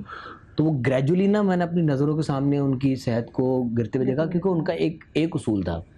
अब वो उनकी लापरवाही कह लें या उनके मिजाज की वो कह लें, वो परहेज़ नहीं करते थे। कह रहे मैंने जितना जीना ना मैं जीऊँगा, मैं वो कुड़ के कम खा के और या बच्चा का खाना खा के मैंने नहीं जीऊँगा, मैंने जितना जीना मैं जी लूँगा, लेकिन मैं जितना जीऊँगा दिल से जीऊँगा। तो उनकी वो वाली मेंटालिटी थी। तो वो खाने में बिल्कुल परहेज़ नहीं करते थे, खाना बहुत लजीज बनाते थे वो। अच्छा। अरे बहुत मज़े के खाने बनाते थे, और मैं मिस करता हूँ उनके खाने, क्योंकि वो आउट ऑफ स्टेशन जाते होंगे तो बनाते होंगे। हाँ, आउट ऑफ स्टेशन जब वो रहे थे बहुत टाइम तक, वो पाकिस्तान से बाहर भी रहे, तो वो बहुत बनाते थे। दुनिया भर की क्यूजीन्स, मतलब इटालियन, अमेरिकन, आप कहीं का भी कह दो उनको, वो तो हर तरह के खाने बनाते थे। तो उनको ये था कि यार मैं क्यों इस तरह की चीज़ें, मतलब परहेज वाले खाने खाऊँ, नहीं करते। वो तो कभी कभार उसमें वो दवाइयाँ भी स्किप कर जाते थे। तो उसमें ना वो ग्रेजुअली फिर गिरते ही चले गए। तो वो आई गेस 8th स्टैंडर्ड से, मैं 14 साल का, 14 साल से मैंने उनको फिर 21 साल 22 साल की उम्र में जब उनका इंतकाल हुआ था, तो वो पूरा ग्रेजुअली उनकी ना डिक्लाइन होते हुए देखा। और कितने दफ़ा कहते थे आज हॉस्पिटल ले जाए, नहीं मुझे नहीं जाना, मुझे नहीं जाना। और पता है यार, ये एक बड़ी ना, हर इंसान के अंदर कहते हैं ना कि उनको अपना सिक्स सेंस भी उनको कैरी होती है। हाँ। मैं जब अब्बू को जो बड़ा वाला ब्रेकडाउन आया था, मैं पड़ोसी मुल्क में एक शो कर रहा था। तो जिस दिन मेरी फ़्लाइट थी, अच्छा घर वालों ने, अम्मी ने मुझसे बिल्कुल नहीं बताया हुआ था, ठीक है। मैं फ़्लाइट लेके गया वहाँ शो करने। जिस दिन वहाँ मैं पहुँच के पहला एपिसोड मैंने रिकॉर्ड करवाया है, अम्मी यहाँ से ले गए अब्बू को हॉस्पिटल। सही है, अब्बू हॉस्पिटल गए हैं, पहला दिन बिल्कुल सही गुजरा। रात में उठे ब्रश करने के लिए, वहीं वॉशरूम में गिरे, ब्रेन हैमरेज हुआ, कोमा में चले गए। यार मुझे वो पता ये चीज़ क्लिक करती कि वो जो मना करते थे कि मुझे हॉस्पिटल नहीं जाना, मुझे हॉस्पिटल नहीं जाना, शायद इसी वजह से उनको शायद होगा कि यार मैं जाऊंगा मैं मजीद बिगड़ जाऊंगा। कुछ होता है। हाँ, यू नेवर नो क्या आपको क्या। और मैं वहाँ पे शो करने गया, और अच्छा यहाँ पे इतना कुछ हो गया, मुझे कुछ नहीं पता चला। अम्मी ने वहाँ पे जो मेरा मैनेजर अर्शद, उसको कॉल की, कहा कि भाई, उस अम्मी ने भी ना उसको बहुत सतही बातें बताई कि वो हॉस्पिटल में गए थे, उनकी तबीयत थोड़ी बिगड़ गई है, वो वापस आ सकता है। कमाल ज़ब्त, अम्मी कितनी स्ट्रॉन्ग कि अम्मी खुल के बात भी नहीं कर रही कि मेरा एक ही बेटा, मैं नहीं करूँ। और मैं 2 दिन पहले ही पहुंचा था वहाँ पे, एक ही एपिसोड रिकॉर्ड करवाया था। तो उन्होंने कहा कि अभी तो आया है, क्योंकि वो शो भी लंबा था। कहीं तो अभी आया है, इसको हम किस तरह से अभी भेज दें, तो मतलब कुछ हो सकता है। तो अच्छा मुझ तक मैनेजर ने पहुँचने दी, क्योंकि मेरा वाला वहाँ उस वक्त ना हमें सिम नहीं मिलती थी वहाँ पे, तो मैनेजर के थ्रू ही बात होती थी। ये बात है 2008 की। खैर हुआ ये कि फिर अम्मी ने उसको जितना कवर अप करके स्टोरी सुना सकती, ताकि मुझ तक पूरी स्टोरी ना पहुँचे, मैं ना घबरा जाऊँ वहाँ पे। अम्मी ने, उसने अम्मी को मना कर दिया कि आज अभी तो नहीं हो सकता, मैं 2-3 दिन में देखता हूँ। अम्मी ने बताया मामू को, मामू ने दोबारा फ़ोन किया उसको, मामू ने खुल के बता दिया सब कुछ कि भाई यहाँ पे ये हालत हो गई है, वो कोमा में चले गए हैं, तो अगर हो सके तो भेज दो। फिर जब वो कोमा वाली बात आई ना, तो वो थोड़ा सा अलर्ट हो गया। फिर वहाँ जाकर उन्होंने डायरेक्टर प्रोड्यूसर से बात की, उन्होंने कहा कि ठीक है हम 1-2 दिन लाइक जितना जल्दी हो सकता है कि उसका काम खत्म करके उसको भेज देते हैं। तो मैं फर्स्ट सेकंड और थर्ड एपिसोड में फर्स्ट और सेकंड एपिसोड में मैं टॉप 2 में था। एक में फर्स्ट आया था, एक में सेकंड आया था, और थर्ड एपिसोड में एलिमिनेट हो गया, कर दिया गया कि अब उनको वापस भेजना है। मैं वहाँ से यहाँ आया, यहाँ आने के बाद वो जब देखा मैंने तो मैं तो पैरों तले ज़मीन ही निकल गई, क्योंकि बिल्कुल कस्सा खेलता है। अब्बा को छोड़ के गया था मैं, तो खैर दाढ़े मार मार कर रोना शुरू हो गया। आईसीयू में बैठ लेटे हुए अब्बा, समझ ही नहीं आ रहा कुछ। खैर ग्रेजुअली वो कुआं से निकले आहिस्ता आहिस्ता, उन्होंने उस पूरे उसको लगा कोई 3 महीने का टाइम था उनका, उसमें वो कोमा से भी निकले। अच्छा उनको शॉर्ट टर्म मेमोरी लॉस हो गया था, सब कुछ भूल गए थे वो, तो उनको वो सब कुछ वो जिस तरह ABCD उन्होंने मुझे सिखाई, फिर मैंने उन्हें सिखाई, फिर जो 1 2 3 उन्होंने मुझे सिखाई थी बचपन में, मैंने उन्हें सिखाई। तो वो जो 3 महीने का टाइम था ना, वो मैंने कोई काम नहीं किया, मैं सिर्फ हॉस्पिटल में होता था। हम हॉस्पिटल में ही रहते थे, एक कमरा अब्बा का था, एक कमरा हमारा मेरा और अम्मी का था, घर वर सब छोड़ दिया था हमने। 3 महीने हम हॉस्पिटल में ही रहे। तो वो सब हुआ तो इतने में हुआ ही कि वहाँ पे जो डायरेक्टर थे उनकी कॉल आई मेरे मैनेजर को कि यार क्या सीन है आज का। तो सर यार उसका अब्बू तो अभी तक हॉस्पिटल में ही है, तो अभी तक तो कुछ नहीं होता। कह रहे तो पूछ लो उससे। अच्छा हुआ ये कि अब्बू हॉस्पिटल से जिस दिन डिस्चार्ज हुए, हम जिस दिन घर लेकर पहुँचे हैं अब्बू को 3 महीने बाद, अब्बू मतलब स्टेबल हो चुके, मतलब बहुत ज़्यादा ठीक नहीं थे लेकिन स्टेबल हो गए थे। मुझे मैंने की कॉल आई कि हाँ भाई क्या सीन, अब्बू की तबीयत का। मैंने कहा आज ही मतलब हम घर लेकर आए हैं, उनकी तबीयत थोड़ी सी बेहतर हुई है। कह रहे हैं कि वो डायरेक्टर साहब कह रहे हैं कि वाइल्ड कार्ड एंट्री करवानी है तुम्हारी। मैंने कहा यार अभी तो अब्बू घर आए। कह रहे सिर्फ 7 दिन का काम है, आ सकते हो। मैंने कहा अम्मी से पूछूंगा, अम्मी के पूछे पकड़ा। अम्मी से मैंने पूछा, अम्मी इस तरह का है, वो 7 दिन कह रहे हैं। अच्छा अम्मी ने खुद देखा कि 3 महीने हॉस्पिटल में ये मेरे साथ, ना घर जा रहा है ना कुछ, मतलब घर जा रहे हो सामान लेके आ रहे हो, वो वाला सीन था। मैंने कहा जाओ। अच्छा उस वक्त और एक और चीज़ ये भी थी कि कमा भी मैं ही रहा था, और मैं 3 महीने से घर बैठ मतलब वो हॉस्पिटल में था। और उसमें वो डायलिसिस भी हो रहे हैं, वो सारे खर्चे, क्योंकि उस पूरे बीच में अब्बू की किडनी फेल भी हो गई थी, उस सब में भी ना खर्चा बहुत ज़्यादा हो रहा था, तो पैसों की भी ज़रूरत थी। तो अम्मी ने भी दिल पे, हाँ अम्मी ने दिल पे पत्थर रखे कि हमने कहा जा। यकीन करें मैं उस वाइल्ड कार्ड एंट्री पे गया हूँ, वाइल्ड कार्ड एपिसोड किया है, शो चलता चलता चलता वो फाइनल जीता। फाइनल जिस दिन जीता उसके अगले दिन वापसी, वो शो जीत गया मैं। मुझे नहीं पता मैं किस तरह जीता, क्योंकि मैं जब एलिमिनेट हो रहा था तो मैं एक मेंटल ट्रॉमा में था। जब मैं वापस आया हूँ तो मैं उस पूरे ट्रॉमा को जी के आया हूँ। वो अल्लाह ने जितवाया मुझे, किस तरह क्या हुआ, कुछ साथी थे दोस्त उन्होंने हेल्प की वहाँ पर मेरी, और वो जो फिर जो पैसा है ना फिर वो अब्बा के इलाज पे लगा। वो अल्लाह ने वही आई गेस कोई जरिया बनाना था, कोई वसीला तो बनना था, कोई जरिया बनना था। तो वो सारी चीज़ें जो फाइनेंशियली जिस स्ट्रगल से गुजर रहा था मैं, वो सारी और हैंडसम अमाउंट, तो उसमें ये था कि मुझे ये था कि यार मैं अपना अब्बा का इलाज करवा दूंगा। क्योंकि एक वक्त वो भी आया था कि जब, क्योंकि डायलिसिस उस वक्त मुझे याद है एक डायलिसिस की कीमत थी कोई 12,500 रुपये 2008 में, और वीक में 2 होते थे, महीने में 2 होते थे, वीक में 2 होते थे, वीक में 2 होते थे, फ्राइडे और ट्यूसडे, मंगल और जुम्मा होता था। तो उसमें मुझे हफ्ते के 25,000 रुपये सिर्फ डायलिसिस के अलग करने होते थे, बाकी चीजें अलग। महीने के समझ ले कि लाख रुपए ये, बाकी दवाइयाँ अलग, घर का राशन अलग, और वो बाकी एक्सपेंसेस अलग, सब अलग, बिल्कुल डॉक्टर्स का अलग। यस। तो वो कुछ सेविंग्स थी जो कि उसमें लग चुकी थी। आखिरी मेरी गाड़ी बची थी, मैंने कहा ये गाड़ी बेच दूंगा भाई, क्योंकि बाप से तो कीमती नहीं है वो। लेकिन फिर अल्लाह ने वो ऐसा रास्ता बनाया कि वो जितने पैसे मिले उसमें अब्बा का हद तक इलाज भी हुआ। फिर मतलब वही क्या ज़िंदगी की ना कुछ चीज़ें ऐसी होती हैं कि जो आपको अल्लाह ताला करते ही इसलिए कि आप हम्बल भी रहें और रूट से जुड़े रहें अपने। बिल्कुल। क्योंकि अच्छा मेरे साथ तो 2-3 इंसिडेंट्स ऐसे हुए हैं कि जहाँ आपका ना थोड़े पर निकलने लगते हैं तो मुझे ज़िंदगी लेसन दे देती है, वहीं पर खींची जाती है। नहीं अच्छा वो मैं कहता हूँ बहुत अच्छा हुआ कि इस वक्त मिल गया मुझे, क्योंकि मैं एक और खैर ऑफ द टॉपिक बात हो जाएगी, लेकिन 2015 जो साल है ना उसने मुझे यूं बदला है अब्बा के इंतकाल के 7 साल बाद। क्योंकि वो तब तक, क्योंकि आप इंडिपेंडेंट हो गए होते हैं, आप कमा रहे होते हैं, बैक टू बैक शोज़ कर रहा था, मैंने फिल्में कर ली, 3 फिल्में कर ली थी, जो एक मेरा ड्रीम था एक डायरेक्टर के साथ काम करने का, मैंने उनके साथ काम कर लिया। आप ना वो बड़ा ओवरवेलम हुए होते हैं कि यार मैं तो सब कुछ अचीव कर रहा हूँ, अपने आप में चौड़े हुए होते हैं। मैंने एक उस वक्त एक पाकिस्तानी मोबाइल फ़ोन लॉन्च होता लोकल, अब नाम खैर ब्रांडिंग नहीं कर सकते, तो वो सब मुझे था यार इसका ऐड करना है यार, ये बड़ा ब्रांड है पाकिस्तानी दिया, वो तो नहीं रमजान ट्रांसमिशन में होता था। यस जी बिल्कुल वही वाला सही पहुंची आप। मैंने उसका ऐड किया, अब मतलब क्लाउड 9 पे ना कि मैंने बस अचीव कर लिया सब कुछ। अगले दिन मेरा आधा फेस पैरालाइज हुआ। एक दिन में मैं सर सीक्वेंस सुना है, फिल्म की शूट की मैंने, कराची वापस पहुंचा, अगले दिन मेरा बर्थडे सेलिब्रेट किया, बर्थडे के अगले दिन ये कमर्शियल किया टेलीफोन वाला, उसके अगले मतलब आप इस स्थिति खुशियां और डज अंदर तकब्बुर नहीं आना चाहिए ना। उसने कहा है ना कि मैं एक सेकंड में कुछ भी कर सकता हूँ। तकब्बुर कभी कभार वो बहुत एक्सप्रेसिव नहीं होता, एक थॉट भी हो सकती है, एक सोच भी हो सकती है। कहीं आपको कहते हैं आप खुद बहुत खुश हो, आपको अपनी नजर भी लग जाती है। अपनी नजर भी लग जाती है। और वो कभी कभार जिंदगी आपको लेसन भी देती है, स्टे हम्बल। अच्छा मुझे आप बताएं, आपके वालिद ने, क्योंकि फैज़ापा आपने अपनी ज़िंदगी बड़े अप्स एंड डाउन देखे माशाल्लाह से। आपने आपकी जो पहली शादी थी जब ख़त्म हुई, इसके बाद जब दूसरा अल्लाह पाक ने आपके लिए जब बेहतर, क्योंकि देखें अल्लाह पाक कभी ज़िंदगी में परेशानियाँ देखे जो आसानी कहता है, फिर जो आपके लिए आसानी कहता है उसका वादा है। हाँ, उसका वादा है। तो आपके वालिद ने वहाँ पर आपको कैसे सपोर्ट किया? क्योंकि एक मुश्किल था कि जब शब्बीर भाई जो थे उनकी ऑलरेडी वो कहते हैं ना, खुद भी हम शो में बात करते थे, इनके साथ एक बैगेज अटैच था। अब्बू ने वो डिसीजन कैसा लिया आपका? वो डिसीजन उनका ऐसा था कि वो मुझे मना करते थे और अम्मी तो बहुत ज़्यादा मना करती थी। तो फिर अम्मी ने कहा कि ये आपकी बात मानती है तो आप इसको कहें, क्योंकि वो 6 बच्चों का ऑलरेडी बाप है, फलाना है, कोई बात नहीं, पहली शादी नहीं रही या जो भी है हमारे साथ रहेगी, काम करती है। मैं उस वक्त ब्यूटी, मेरा पार्लर था, काम करती थी, कमर्शियल्स के मेकअप करती थी सब। तो उन्होंने मुझे जिस तरीके से बस समझाना था समझाया।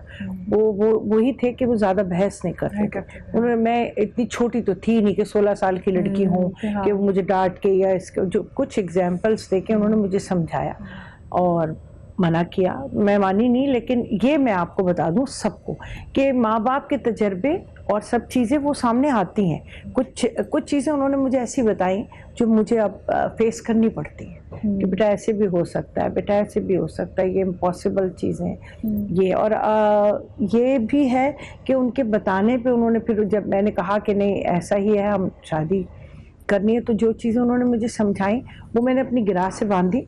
तो वो आज तक हम दोनों फैमिलियां कामयाब हैं इसलिए कि कुछ चीज़ें उन्होंने समझाई कि जैसे आप कह रही हैं होता तो है नहीं ऐसा। मैं अब बहुत से लोगों को कहती हूँ वेरी नॉन प्रैक्टिकल बात। फॉर एग्जाम्पल शबीर के बच्चे मुझे कहते हैं हम तो सबसे कहते हैं माँ जैसी हैं आप हमारी, दिस एंड दैट। तो मैं उनको खुद कहती हूँ मुझे अपने बेटे अर्दिल से ज़्यादा तुम नहीं हो। पहले मुझे अपना बेटा है, फिर तुम लोग, क्योंकि वो मेरा बेटा है। मैं ये कहूँ कि मैं अपने बेटे से ज़्यादा तुम्हें चाहती हूँ, तुम सबसे बड़ी झूठी हो। मैं पहले अपने बेटे के लिए मेरी फीलिंग्स होंगी, डेफिनेटली मैं तुमसे प्यार करूंगी कि मेरे मियाँ के बच्चे हैं, मेरी इज्जत करते हैं, सब चीज़ें, ये बच्चा है, ये लोग हैं, सारे आगा है, ये सारी चीज़ें, अब इज्जत आप हैं। तो वो मैं वही चीज़ आपको दोबारा दूंगी पलट के कि हाँ इन्होंने मेरी इज्जत की, मुझे प्यार दिया। तो वो बच्चे भी ऐसे, मैंने पहले उन्हें दिया, अब वो मुझे दे रहे हैं। लेकिन ये एक फैक्ट बात है। तो मेरे अब्बू ही कहते थे कि तुम ड्रामाई बातें बोल रही हो, ऐसे होगा ऐसे होगा। तो वो चीज़ें फिर इस पे कायम हो तो फिर इस पे कायम रहना। कोई लड़ाई झगड़ा नहीं किया था, अम्मी ने किया था बहुत ज़्यादा, अब्बू ने समझाया था, मैं मानी नहीं। तो बस वो माशाल्लाह फिर उनकी कुछ बातें थी वो मैंने सुनी, समझी, उसमें मैं कायम रही। तो आज अल्लाह ताला ने हर तरह की खुशी दी हुई है उन लोगों को भी, मुझे भी। और ये नेचुरली चीजें होती रहती हैं, ऐसा नहीं है क्योंकि मैं शबीर से बहुत प्यार करती हूँ तो मुझे जेलसी होती है, मैं ऐसे कहूँ कि नहीं होती, लेकिन ये कि वो चीजें चलती रहती हैं, उम्र के साथ आपको सब चीजें समझ भी आती रहती हैं। लेकिन बाकी अगर माँ बाप की नसीहत बड़ा जिंदगी में आई, मेरे अब्बू बहुत सारी सी चीजें मैंने जब जिंदगी में की, मेरे अब्बू ने कभी भी किसी के बारे में कोई बात कही है ना तो फिर मैं कहती हाय अब्बू आप तो ठीक ही कह रहे हैं। हाँ ठीक है, सही समझ पाते हैं और वो लोगों को ज्यादा अच्छे तरीके से इंटरप्रेट भी कर लेते हैं। अच्छा आपकी जब शादी हुई थी तो वो होता ना कि पहले बाप से अपनी जब शादी के टाइम वैसे अगर बात ना की लेकिन वो टाइम बात करते थे कि हाँ भाई ये चीज़ करनी है, तुम्हें ये चीज़ करनी है, तो क्या आपके वालिद साहब ने तब नसीहत की थी? अच्छा, एक दफ़ा पहले तुम्हारे ही शो में बात निकली थी पसंद की शादी, जी तो वो इस शादी के खिलाफ थे। तो उस वक्त भी उन्होंने कोई बात नहीं की थी कि बस तुम अपनी खुशी से जा रही हो, अपनी खुशी से जियो।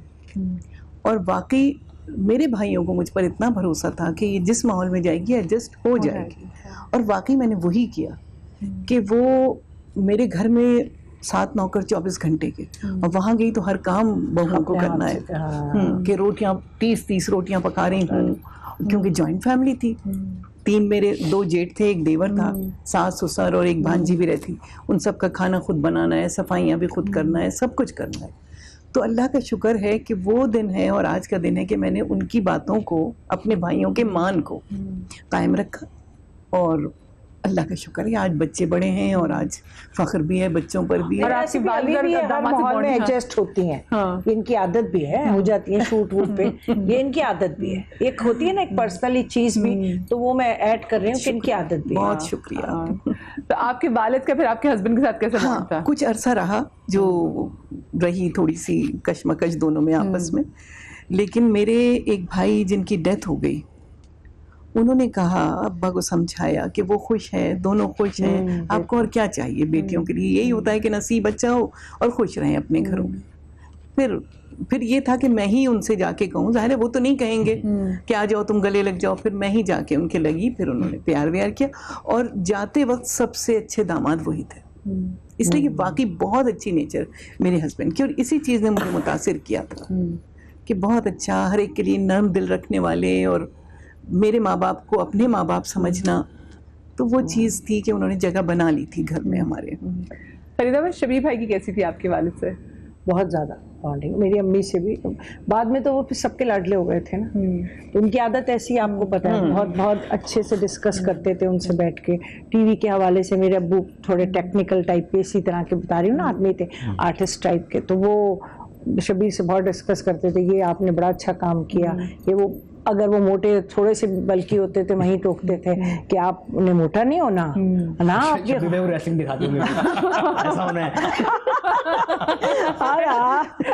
मोटा नहीं होना, नहीं देखते थे, क्योंकि शबीर भी मैच तो हर कोई देख रहा होता है, तो मैच भी देखते थे, रेसलिंग में तो शबीर भी साथ ही बैठ जाते थे उनके, डिस्कस बहुत करते थे। उन्हें शबीर को ये मालूम था अपने अब्बू की बात बहुत मानती है, तो वो भी उनके साथ, और मेरे अब्बू के साथ मजा आता था सबको गुफ्तगू करके, ना वो गलबातें से शुरू होंगे। मुझे बताएं, आपने अपने वालिद की डेथ के बाद सबसे बड़ा जो मेजर डिसीजन अपनी लाइफ का लिया था वो क्या था, और अब्बा अपने फादर कितने याद आए थे उसमें? हर डिसीजन पे, क्योंकि एक 11-12 साल के बच्चा को तो कोई डिसीजन पावर या डिसीजन का कोई आइडिया ही नहीं है। सो जैसे जैसे आप मैच्योर होते हो, लाइक उसमें हर मोमेंट पे, जब मेरी शादी हुई, जब मैं पहली कमाई की, जब मेरी औलाद हुई, और इसी तरह से अनगिनत ऐसे मौके जब मैं अपनी माँ के लिए कुछ कर पाया। जब शादी हुई थी तो मुझे तब बताएं कि तब कितने उनकी एब्सेंस को फील किया था? बहुत ज़्यादा, बिकॉज वो जैसे बाप थे, मुझे लगता था यार वो कोई टेक्निकल इशू होगा या कोई फैमिली इशू होगा या कुछ भी होगा ना, वो उसको बड़े अच्छे से सॉर्ट आउट कर देंगे। सो वो चीज़ें, वो लाइफ में जब भी कभी कोई प्रॉब्लम आया तो वो हर पॉइंट के ऊपर ऐसा लगा कि यार ये इंसान मेरी जिंदगी में होता ना तो बड़ी आसानी होती। और स्पेशली जब आप लाइफ में कुछ अचीव करते हैं, बिकॉज मैं बड़ा बेटा था, तो मुझे इतना याद है कि उनको, जाहिर है वो जो एक बाप अपने बेटे को कहता है कि यार you are my hero and you are no, वो एक कुछ ऐसी बातें करते थे। सो जब वो एक पॉइंट आया कि यार मैंने कमाया है, अपने ओन पे कमाया है, स्पेशली एक ऐसी फैमिली में जिसमें सब एक्टर्स हों और आप प्राउडली कह सकें कि I am a self made person, और वहां पर जितने भी मेरे बाबा के कलीग्स हैं, सीनियर एक्टर्स हैं, बहुत प्यार करते हैं, वो सब जानते हैं उन्होंने मेरी और आगा की। बचपन से, क्योंकि आपने छोटे से जब आपके वाले से पीटीवी जाया करते थे तो आप उनके साथ कभी जी बिल्कुल मैं पीटीवी गया, बड़ा प्रोटोकॉल भी मिलता होगा। बिल्कुल स्पेशली हम जब थिएटर, तब जरा अच्छे वाले थिएटर होते थे, तो उसमें ये होता था कि कभी गए हैं तो सीनियर एक्टर्स हैं, जैसे सोहेल अंकल हैं, तो मेरा निकनेम अली बाबा है, तो उन्होंने मुझे ऑडियंस में मैं बैठा हूँ तो उन्होंने देख के कहा ओ आज तो अली बाबा भी आया भाई। तो इतना ही मैं लगता था कि पता नहीं ओ बड़ा प्रोटोकॉल मिल गया। और एक मैं चीज़ शेयर करना चाहूँगा कि मुझे ज़िंदगी में वसीम मामू ने बहुत बहुत प्यार दिया, मैं उनको पापा बोलता हूँ, मेरी उनके साथ बड़ी अटैचमेंट हुई। लेकिन जो एक मैं चीज़ बता रहा हूँ कि एक थिएटर प्ले था जो मेरे बाबा और वसीम मामू दोनों कर रहे थे, और मैं अलहमरा गया और मैंने कास्टिंग बोर्ड पढ़ा। तो बाबा क्योंकि बाहर ज़्यादा थे, वो कम काम करते थे, टीवी पे भी कम काम करते थे, तो मैंने उस पर कास्ट लिखी हुई देखी, तो उसमें पहले कोई एक नाम, देन फिर बाबा का नाम सेकंड नंबर पे, और देन बाकी सारी कास्ट, और नीचे और वसीम अब्बास लिखा हुआ था जैसे होता है। तो वो मैंने पढ़ा और मैं वो जैसे हिट कर गया ना, हिट कर गया कि आपके नाम के साथ और वसीम अब्बास और आगा सिकंदर क्यों नहीं लिखा हुआ था। सो हालांकि वो सब अब तक तो वो खैर भी अपने ही थे, अपने ही है, वो भी मेरे हीरो हैं। बल्कि मैंने अगर एक्टिंग में सबसे ज्यादा किसी को ऑब्जर्व किया तो वो मैंने अपने मामू को किया, बिकॉज बाबा जो थे वो उनकी पर्सनालिटी को तो मैं दूर दूर से पकड़ नहीं सकता था, और एक्टिंग उन्होंने बहुत कम की। तो मैंने अपने इस फील्ड का काम जो है वो वसीम मामू से बहुत one of बहुत the उनको finest observe करके artists we have, one of the finest bosses. आदमी भी बहुत अच्छे हैं, आप उनके साथ काम करें, बहुत मजा आता है। इतने प्यारे प्यारे किस्से सुनाते हैं, बिल्कुल। आराम से कहते हैं, आप किस्सा सुना रहे होते, कोई आ जाता है सीन कर, आराम से बैठो मेरी बात मुकम्मल होने दो। लोग भी बड़ा भाई, तुझे भाई की ही जल्दी पाइए। चल रही होती। बल्कि मुझे याद है कि मैं उनको इतना घोट के पी लिया था कि एक पहली दफा शुरू में तो काम नहीं मिलता था मुझे उनकी प्रोडक्शन में, साफ कहते थे हीरो, तो मैंने देख लिया कुछ नहीं, अच्छा बाहर नाम बन गया थोड़ा काम, तो उन्होंने कहा अच्छा चलो अब करके प्रोजेक्ट कर लिया करो। तो एक प्रोजेक्ट में मुझे डांट पड़ी, समीना पीरजादा जी के साथ मेरा एक सीन हो रहा था, तो वो अब ऑब्जर्व करें कि मैं कुछ ओवर एक्टिंग कर रहा हूँ, मेरे अंदर कुछ दिलीप कुमार साहब थोड़े ज्यादा आ गए। तो नूरुल हसन भाई भी तब नई उन्होंने एक्टिंग की तरफ मतलब दोबारा आए थे, तो वो आए और उन्होंने आगे ना पंजाबी में ही कहना शुरू कर दिया उनको, समीना आपा को कि इन्हों समझा नहीं रहे तुसी, मैं किन्हों की कहना चाह रहा है, मेरी गल नहीं समझ रहा, ओए एंज नहीं एंज कर रहे हैं। अच्छा मैंने तो बचपन से उन्हें घोट के पिया हुआ था, ये वो निकल के गए कमरे से, मॉनिटर पे जाके उन्होंने कहा रोल कैमरा एक्शन, मैंने वो एंज से उन्हीं की टोन उन्हीं की टेम्पो सब वो सीन कर लिया। अच्छा वो बाकी जगह क्लैप हो रही और वो मुझे देख रहे हैं। 2 सीन्स के बाद उन्होंने मुझे क्यों देने छोड़ दिए थे। फिर वो शायद अजीज क्यों देते थे और वो खुद हंस रहे होते थे। पूछूंगी जरूर कि जब आप अपने वालिद को जाते थे, ऑफ कोर्स बड़ा प्रोटोकॉल मिलता था, लेकिन जब खुद जाना पड़ा अपने लिए तो क्या कुछ फेस किया पूछूंगी, लेकिन अभी ब्रेक लेंगे, कहीं में जाएगा, ब्रेक के बाद मिलते हैं।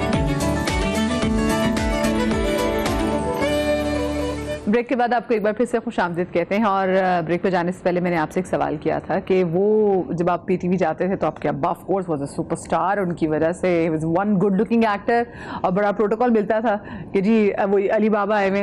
तो जब ये अली बाबा दोबारा गए अपने वालिद के बाद आफ्टर सो मेनी ईयर्स, और वैसे कितनी जल्दी कमाना शुरू किया था, because I am sure responsibility होगी। बहुत जल्दी, 16-17 साल की एज में, 18 साल की एज में मैंने होस्टिंग स्टार्ट की, देन आगा भी हम लोग पढ़ रहे थे, साथ साथ हम काम भी कर रहे थे।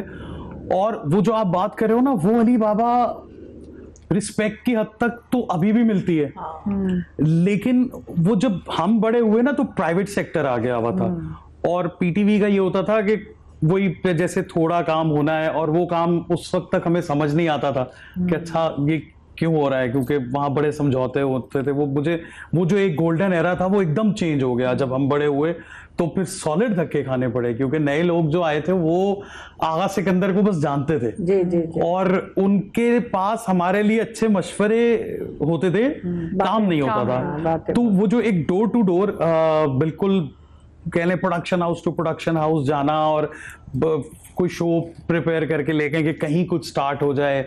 And I got my first show for prime UK, एक चैनल होता था जिसकी यहाँ रिकॉर्डिंग होती थी, वो बाहर भी चलता था, आसिफ अली पोता साहब लगभग से वो होते थे, वहां जाके ऑडिशंस दिया, अदील हाशमी, उनके पास जाके बहुत सारे ऑडिशंस दिए, और मुझे मेरा पहला ड्रामा भी इस तरह मिला कि उन्होंने मुझे बुलाया और कहा कि यार मैंने तुम्हें देखा है, तुम अच्छे एक्टर हो, तो एक रोल है। अब वो 3/3 एक बड़ा फेमस उसका सीक्वल बन रहा था, तो उसमें जो एहसन रहीम भाई ने कैरेक्टर किया था वो फिर बाद में मुझे मिला।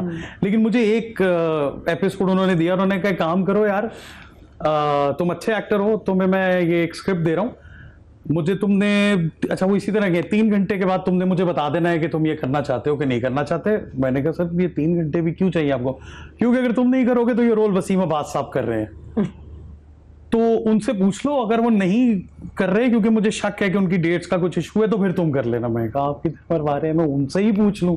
अच्छा उन दिनों में थोड़ा नाराज भी होता था कि वो मुझे काम नहीं देते थे, तो मैंने खैर फोन किया, मैंने कहा पापा वो एक कोई ड्रामा है, तो वो हाँ तू कर ले, वो मैं नहीं कर सकता, उन्होंने कहा कर ले। अच्छा मैंने उनको फोन किया, मैं कहा एक सर बंदे की एज क्या है और आपकी age क्या है? एग्जैक्टली, वो कैरेक्टर था पुलिस वाले का, कोई कैरेक्टर था, छोटा सा एक रोल था, तो वो गेस्ट अपीयरेंस जैसे सिटकॉम्स में होती थी एवरी वीक, तो उस तरह का कैरेक्टर था। और मैं कॉन्शियस भी था, कुछ समझ नहीं आ रही थी, काम चाहिए ही चाहिए था, तो मैंने उनको कहा कि सर मैं करूंगा। अब मुझे नहीं पता था कि पापा ने एक्चुअली वो रोल क्यों छोड़ा है। तो मैं आई वाज अ चबी गाय, और मेरा पहला जिंदगी का सीक्वेंस क्या है कि मैंने पुलिस की वर्दी पहनी हुई है और मैं बुलडोजर के ऊपर खड़ा होके किसी का घर गिराने के लिए आ रहा हूँ, अदील हाशमी वगैरह का, जो 3/3 के 3 कैरेक्टर्स हैं। बट वो था अंदर एक, वो था कि करना है और कुछ भी हो। सो अल्हम्दुलिल्लाह वो एक सीन था, और उसके बाद ऊपर वाले ने ब्रेक नहीं लगने दी मुझे। वहीं से उन्होंने 26 एपिसोड्स में कास्ट किया, देन मैंने 26 डिफरेंट कैरेक्टर्स किए। तो वो जो कैमरा कॉन्शियसनेस थी वो सारी उन्होंने उतार दी। तो वो क्रेडिट मैं अदील भाई को देता हूं। वो कहते हैं ना, वो जो चाका होता है पंजाबी में, वो चाका लाता वो चाका लग जाता है। फिर मैं जरा प्रोफेशनल हो गया। अच्छा अयाज, पहली जो ईद आई थी अब्बू के बाद, हाउ हार्ड वाज इट? मुझे आज तक याद है, क्योंकि मामूल था जब तक अब्बू सेहतियाब थे, अब्बू के साथ ही नमाज़ पढ़ने जाता था, अब्बू के साथ ही आता था। लेकिन इंतकाल के मैं आखिर जब बीमार अगर आने लगे तो फिर वो घर पे ही पढ़ते थे, वो उतर सीढ़े नहीं उतर सकते थे। मुझे आज तक याद है, जो अब्बू की पहली ईद आई थी, हमने घर शिफ्ट कर लिया था। जिस घर में इंतकाल हुआ था हमने वो छोड़ दिया था, हम एक नए घर आ गए थे। तो मुझे आज तक याद है, मैं नमाज़ पढ़ के आया हूँ, अम्मी ने दरवाज़ा खोला है, हमने एक दूसरे को देखा, आई कांटेक्ट हुआ और दोनों रोना शुरू।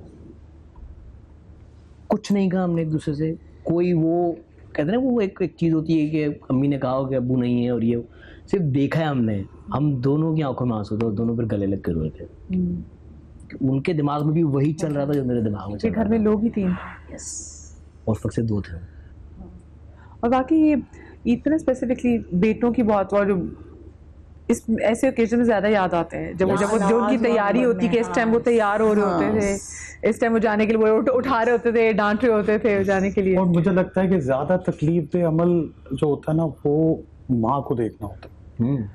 क्योंकि खास तौर पे जो शुरू में, जैसे एक अनफॉर्चुनेटली मतलब एक जवान 18 साल की एज तक बाबा साथ थे, और वो आप जब अपनी माँ को देखते हो कि यार ईद में तो फिर बाहर निकल जाऊंगा, दोस्तों को मिल लूंगा, कुछ मतलब ईद जिस तरह भी एक लड़के इतना बॉदर नहीं करते हैं, जो ईद की नमाज पढ़ के आ जाऊंगा, बट वो जिसकी ईद ही उसके दम से है वो नहीं है।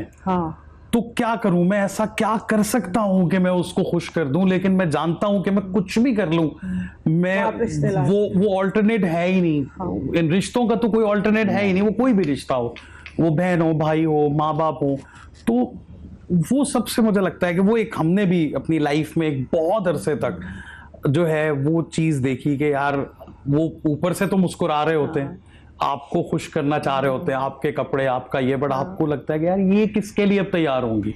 ये बिल्कुल सही बात कही कि जब हमारी भी फादर की डेथ हुई है तो हम सबकी शादियां हो चुकी थी, तो मेरे भाइयों को सबसे ज्यादा फिक्र अम्मी की थी कि अम्मी हो गई हैं अकेली बिल्कुल। तो उनके लिए ख़ास तौर से औरत रखी कि अम्मी तन्हाई महसूस ना करें बिल्कुल।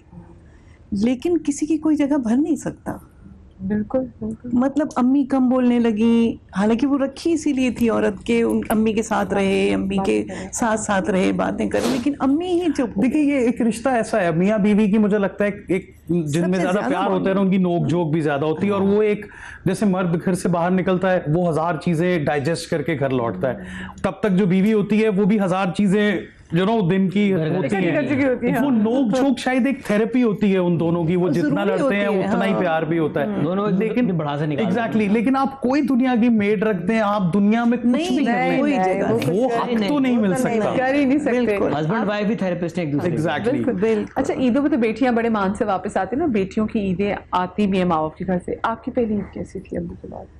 वो तकलीफ शेयर नहीं की जा सकती, मतलब वो तकलीफ मेरे घर में वो पहली मौत थी, और उससे पहले लगा करता था कि दुनिया में तो होता है, शायद हमारे घर में नहीं होगा ये, जैसे होता है ना कि पता नहीं होता आपको ये हमारे घर में हो गया। तो वो पहला था, तो वो बहुत तकलीफ देता। हम सब आए अम्मी के पास, और अम्मी के लिए भी बहुत तकलीफ देती वो चीज़, लेकिन वो दिन नहीं भूला जा सकता।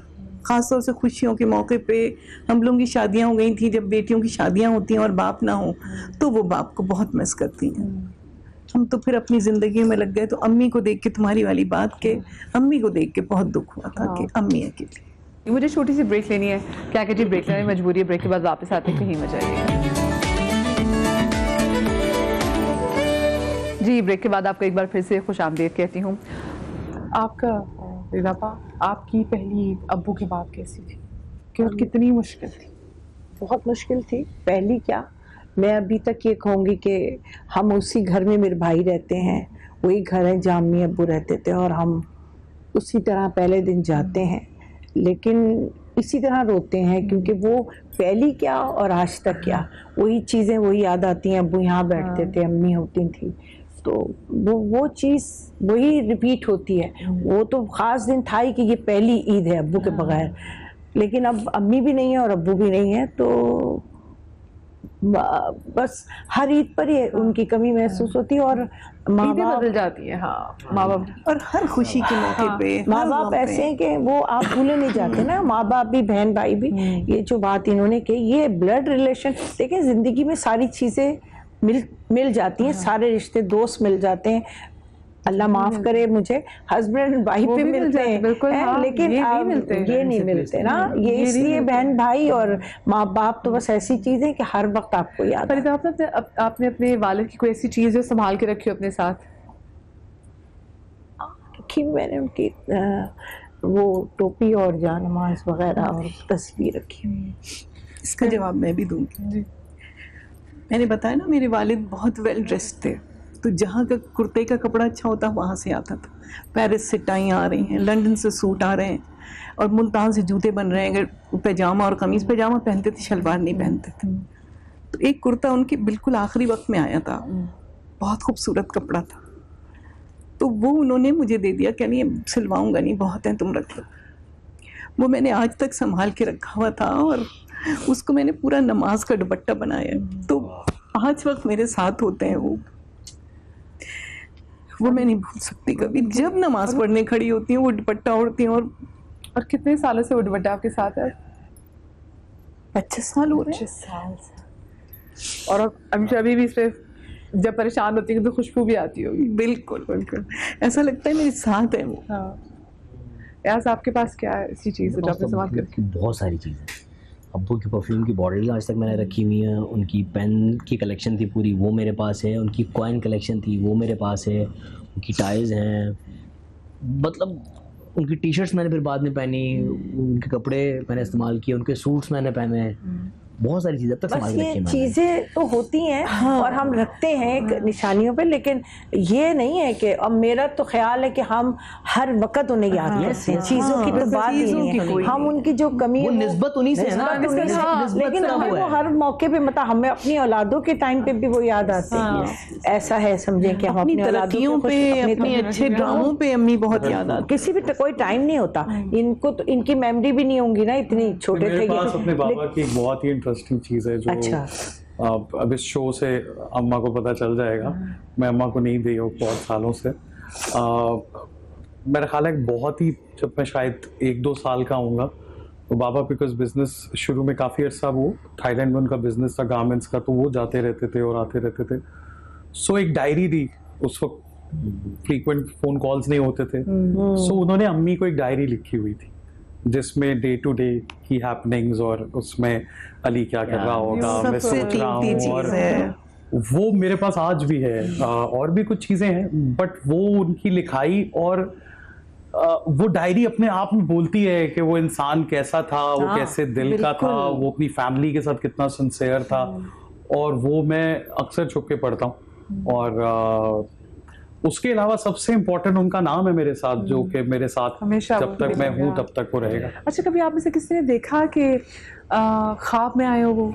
हाँ, बहुत, मेरे तो बहुत, मैंने भी आए पता आते हैं। इवन कि अब ये जैसे हम नए घर में शिफ्ट हुए हैं, तो 2 से 3 ख्वाब ऐसे हैं कि इस घर में भी हमारे तो माँ बाप साथ ही होते हैं हमेशा। बिल्कुल, ऐसा नहीं है कहीं नहीं जाते। और अचानक आँख खुली तो एक आप ना खुशी में जब उठते हैं, और आपको फिर मुझे एहसास हो यार तो ख्वाब देख रहा था यार, उस ख्वाब में इतना कोई रियलिस्टिक वो हो रहा था कि अब्बा ऐसी घर में टहल रहे हैं जो जो करते थे मस्तियाँ, क्योंकि वो भी ऐसे शरारती नेचर के थे, वो मेरे साथ नहीं करते थे। वो कह रहा हूँ 18 साल के बाद उन्होंने अपना वो वाला एंगल दिखाया कि बेटा ऐसे भी होते हैं। कि तुम्हें क्या पता है। वो 18 साल की एक सख्त ट्रेनिंग थी और फिर वो एक दोस्त है। आपके ख्वाब में आए नहीं? आते हैं बट अब शायद उस तरह ख्वाब ही नहीं आते, बिकॉज लाइफ में इतने ख्वाब देखे जागती आंखों के साथ कि अब वो ख्वाब याद नहीं रहते। आपको ख्वाब नहीं होते? जी कई दफा आते हैं। जब परेशान हो तब जरा आते हैं, वैसे कभी नहीं मिलने आ जाते हैं? वैसे भी आ जाते हैं, कोई इंडिकेशन भी दे जाते हैं, कोई बात होती है, परेशान हो तो जरूरी नहीं कि परेशान, लेकिन आते हैं। और इतने ज्यादा नहीं आए, इतने ज्यादा फ्रिक्वेंटली नहीं आए, लेकिन आते हैं। आपको आ रहे? मुझे भी आते हैं, अम्मी और अब्बा दोनों आते हैं। और ऐसे आते हैं कि बस कोई किस्सा कहानी नहीं है उसमें, दोनों मुस्कुरा रहे हैं, कोई निशान दोनों नहीं है, खुशी कुछ खुशी कोई देख रहे indication दे हैं, रहा है। इस तरह से आते हैं बस। हाँ अच्छा, एग्जैक्टली वो उनको जब भी कभी कुछ धुंधला धुंधला होता भी है तो वो मुझे एक, बिकॉज वो बड़ा परफेक्ट कपल था, कहते नजर भी लग जाती, बिकॉज मेरी वालदा भी बहुत माशाल्लाह हसीन खातून है, तो उनकी जोड़ी पूरे खानदान में बड़ी मशहूर थी, तो वो हमेशा मुझे इकट्ठे ही नजर आते हैं जब भी होते। अच्छा, अगर कुछ बेसिकली सोचें कि अगर वो हुआ आपकी जिंदगी में, तो कोई ऐसी चीज जो आपने उनको कभी ना बोली हो और आपको दिल है कि अगर होते वो थोड़ी देर के लिए आते तो मैं उनसे ये बात जरूर करूंगी? मुझे सबसे ज़्यादा इस बात की कमी रहती है कि जितना वो आखिरी उम्र में चाहने लगे थे कि बच्चे उनसे करीब हो जाएं, और शुरू से उन्होंने इस तरह से रखा नहीं हम लोगों के साथ, बेइंतहा मोहब्बत, बेइंतहा ख्याल, लेकिन वो जो एक लिहाज होता था ना, उस चीज़ को मैं बहुत महसूस करती हूँ। और वो जो आखिरी वक्त वो रोकते रह गए मुझे कि रुक जाओ, पता नहीं ज़िंदगी हो ना हो, और मैं नहीं रुकी, और आई तो वो बात नहीं कर पाई उनसे कोई। फिर आप कोई जहन में कि अब्बा जी से क्या बात है, फादर से, अब्बू से क्या बात है? देखिए, पेरेंट्स से सिर्फ एक बात होती है, अगर वो वापस आ जाएं तो हम सब बच्चे उनको ये कहेंगे, सबके लिए कह रही हूँ मैं ये तरह कि आप सब सही थे, आप सच कहते थे, है ना। उनको गले लगा के सिर्फ ये कहा जाएगा कि आप सच कहते थे, जो समझाते थे सही कहते थे, आप सच्चे थे। हम जो आपको कहते थे ना आपको कुछ नहीं पता, हम गलत। बिल्कुल बस। तो ये हर बच्चे मेरा ख्याल से वो यही कहेंगे, जिनको अब समझ आ जाती है ना। पेरेंट्स चाहे माँ हो चाहे बाप हो, समझा रहे होते हैं, हमारे बच्चे अब हमें कहते हैं ना, सही कहते थे, तो वो कहते हैं आपको कुछ नहीं पता, कहते हैं ना। हम गुजर जाएंगे, वो भी यही कहेंगे कि यार कहीं से अम्मा आ जाए, अब्बा आ जाए, बाबा आ जाए, हम क्या आप ठीक थे। बल्कि बात अभी भी ऐसा लगता है कि जैसे अब मिलेंगे तो यूं कहेंगे, लेकिन फिर ख्याल आता है एक जमाना गुजर गया, मिलेंगे तो ऊपर ही मिलेंगे। लेकिन जब ऊपर मिलेंगे तो क्या सोचा, क्या कहेंगे? तो ये बातें ना पूछो। आई मीन मिलना इंशाल्लाह हम लोग मिलेंगे, इंतजार है। यहाँ मैं तो हर उस मार का, उस पिटाई का शुक्रिया अदा करूंगा। उनके पास एक स्टिक थी, उसका नाम रखा था उन्होंने मौला बख्श, जिससे मैं पिटता था। उससे अब्बू कहते मौला बख्श निकालू, तो फिर हम ठंडे खाते थे। तो उस अब्बा की ना उस मार का मैं बहुत शुक्रिया अदा करूँ। उस बचपन में तो वो तकलीफ पहुंचा रही थी, बट आज बड़े होने के बाद एहसास हो गया अगर वो मार नहीं पड़ती ना, तो शायद जिंदगी में इतना सीखा नहीं होता। इतना लेसन नहीं मिलता। आप क्या बात कहना चाहेंगे? मैं, आप लोग बहुत खुशकिस्मत है, आप लोगों को टाइम मिला, बहुत सारी बातें करने का मौका मिला। बिल्कुल सही बात है। शायद बात करने का मौका ही नहीं ज़्यादा मिल पाया, तो मैं उनसे यही कहूँगा कि बहुत शुक्रिया आगा साहब, आई लव यू। और वो जो इतने से टाइम में आप इतना कुछ सिखा गए, उस वजह से शायद आज मेरा बेटा मुझसे प्यार करता है, आज मेरा बेटा मुझ पे फख्र करता है, आज मैं कह सकता हूँ कि मैं बुरा बाप नहीं हूँ। और आज जो कुछ भी हूँ, माँ की दुआएं और वो सब अपनी जगह, बट वो जो थोड़ी सी ड्रिल, थोड़ी सी मेमोरी, छोटी सी गाइडलाइन आप दे गए हैं, उसने चलाई है दुनिया हमारी। तो आप मिल जाएं तो फिर ना जाएं यार, थोड़ा दे दें टाइम। बहुत शुक्रिया जी। अपने वालिद को बहुत प्यार कीजिएगा, बहुत प्यार कीजिएगा। यकीन माने अगर वो हैं तो आपसे बढ़ के खुशकिस्मत कोई नहीं है। और सिर्फ वालिद नहीं, अपनी अगर माँ भी आपके सामने, इन दोनों को इतनी ही मोहब्बत कीजिएगा, क्योंकि वंस दे आर गॉन फिर नजर नहीं आते। बहुत शुक्रिया आप सब लोगों का, बहुत शुक्रिया। आप लोगों का भी शुक्रिया, इतने अच्छे प्रोग्राम में इस टाइम पे आपने बुलाया। थोड़ा सा मेमोरी हो गई, याद तो आए वो बहुत ज्यादा पेरेंट्स अपने, लेकिन फिर भी दिल चाहता है उनकी बातें करें, और आज बहुत अच्छा लगा उनकी बातें करके, दिल हल्का हुआ। दिल हल्का हुआ। बहुत शुक्रिया। हो सकता है कि बहुत से लोग हमसे भी सीख रहे हैं ना। हाँ बिल्कुल, बहुत से लोगों के सर्कमस्टांसेस हम जैसे होते हैं हमसे सीख। मैं तो सिखा के जा रही हूँ, सबको बता रही हूँ, सब अपने माँ बाप की कदर करें। जाके हग्गी डालें, बैठे उनके पास, बिल्कुल ना बोले आपको कुछ नहीं आता, आपको कुछ नहीं पता, बैठे रहे। वो डांटे भी तो डांट खाएं। हाँ भी ऐसे में सब कुछ होने को पता है, बाकी सच में ऐसे ही है। एक जफ्फी भी दें और ढेर सारी पपियां भी दें अगर आपके पास है। अपना बहुत सारा ख्याल रखिएगा, शाद रहिए, आबाद रहिए। अल्लाह पाक आपको औलाद के गम से महफूज रखे। कल मिलेंगे, अल्लाह हाफिज।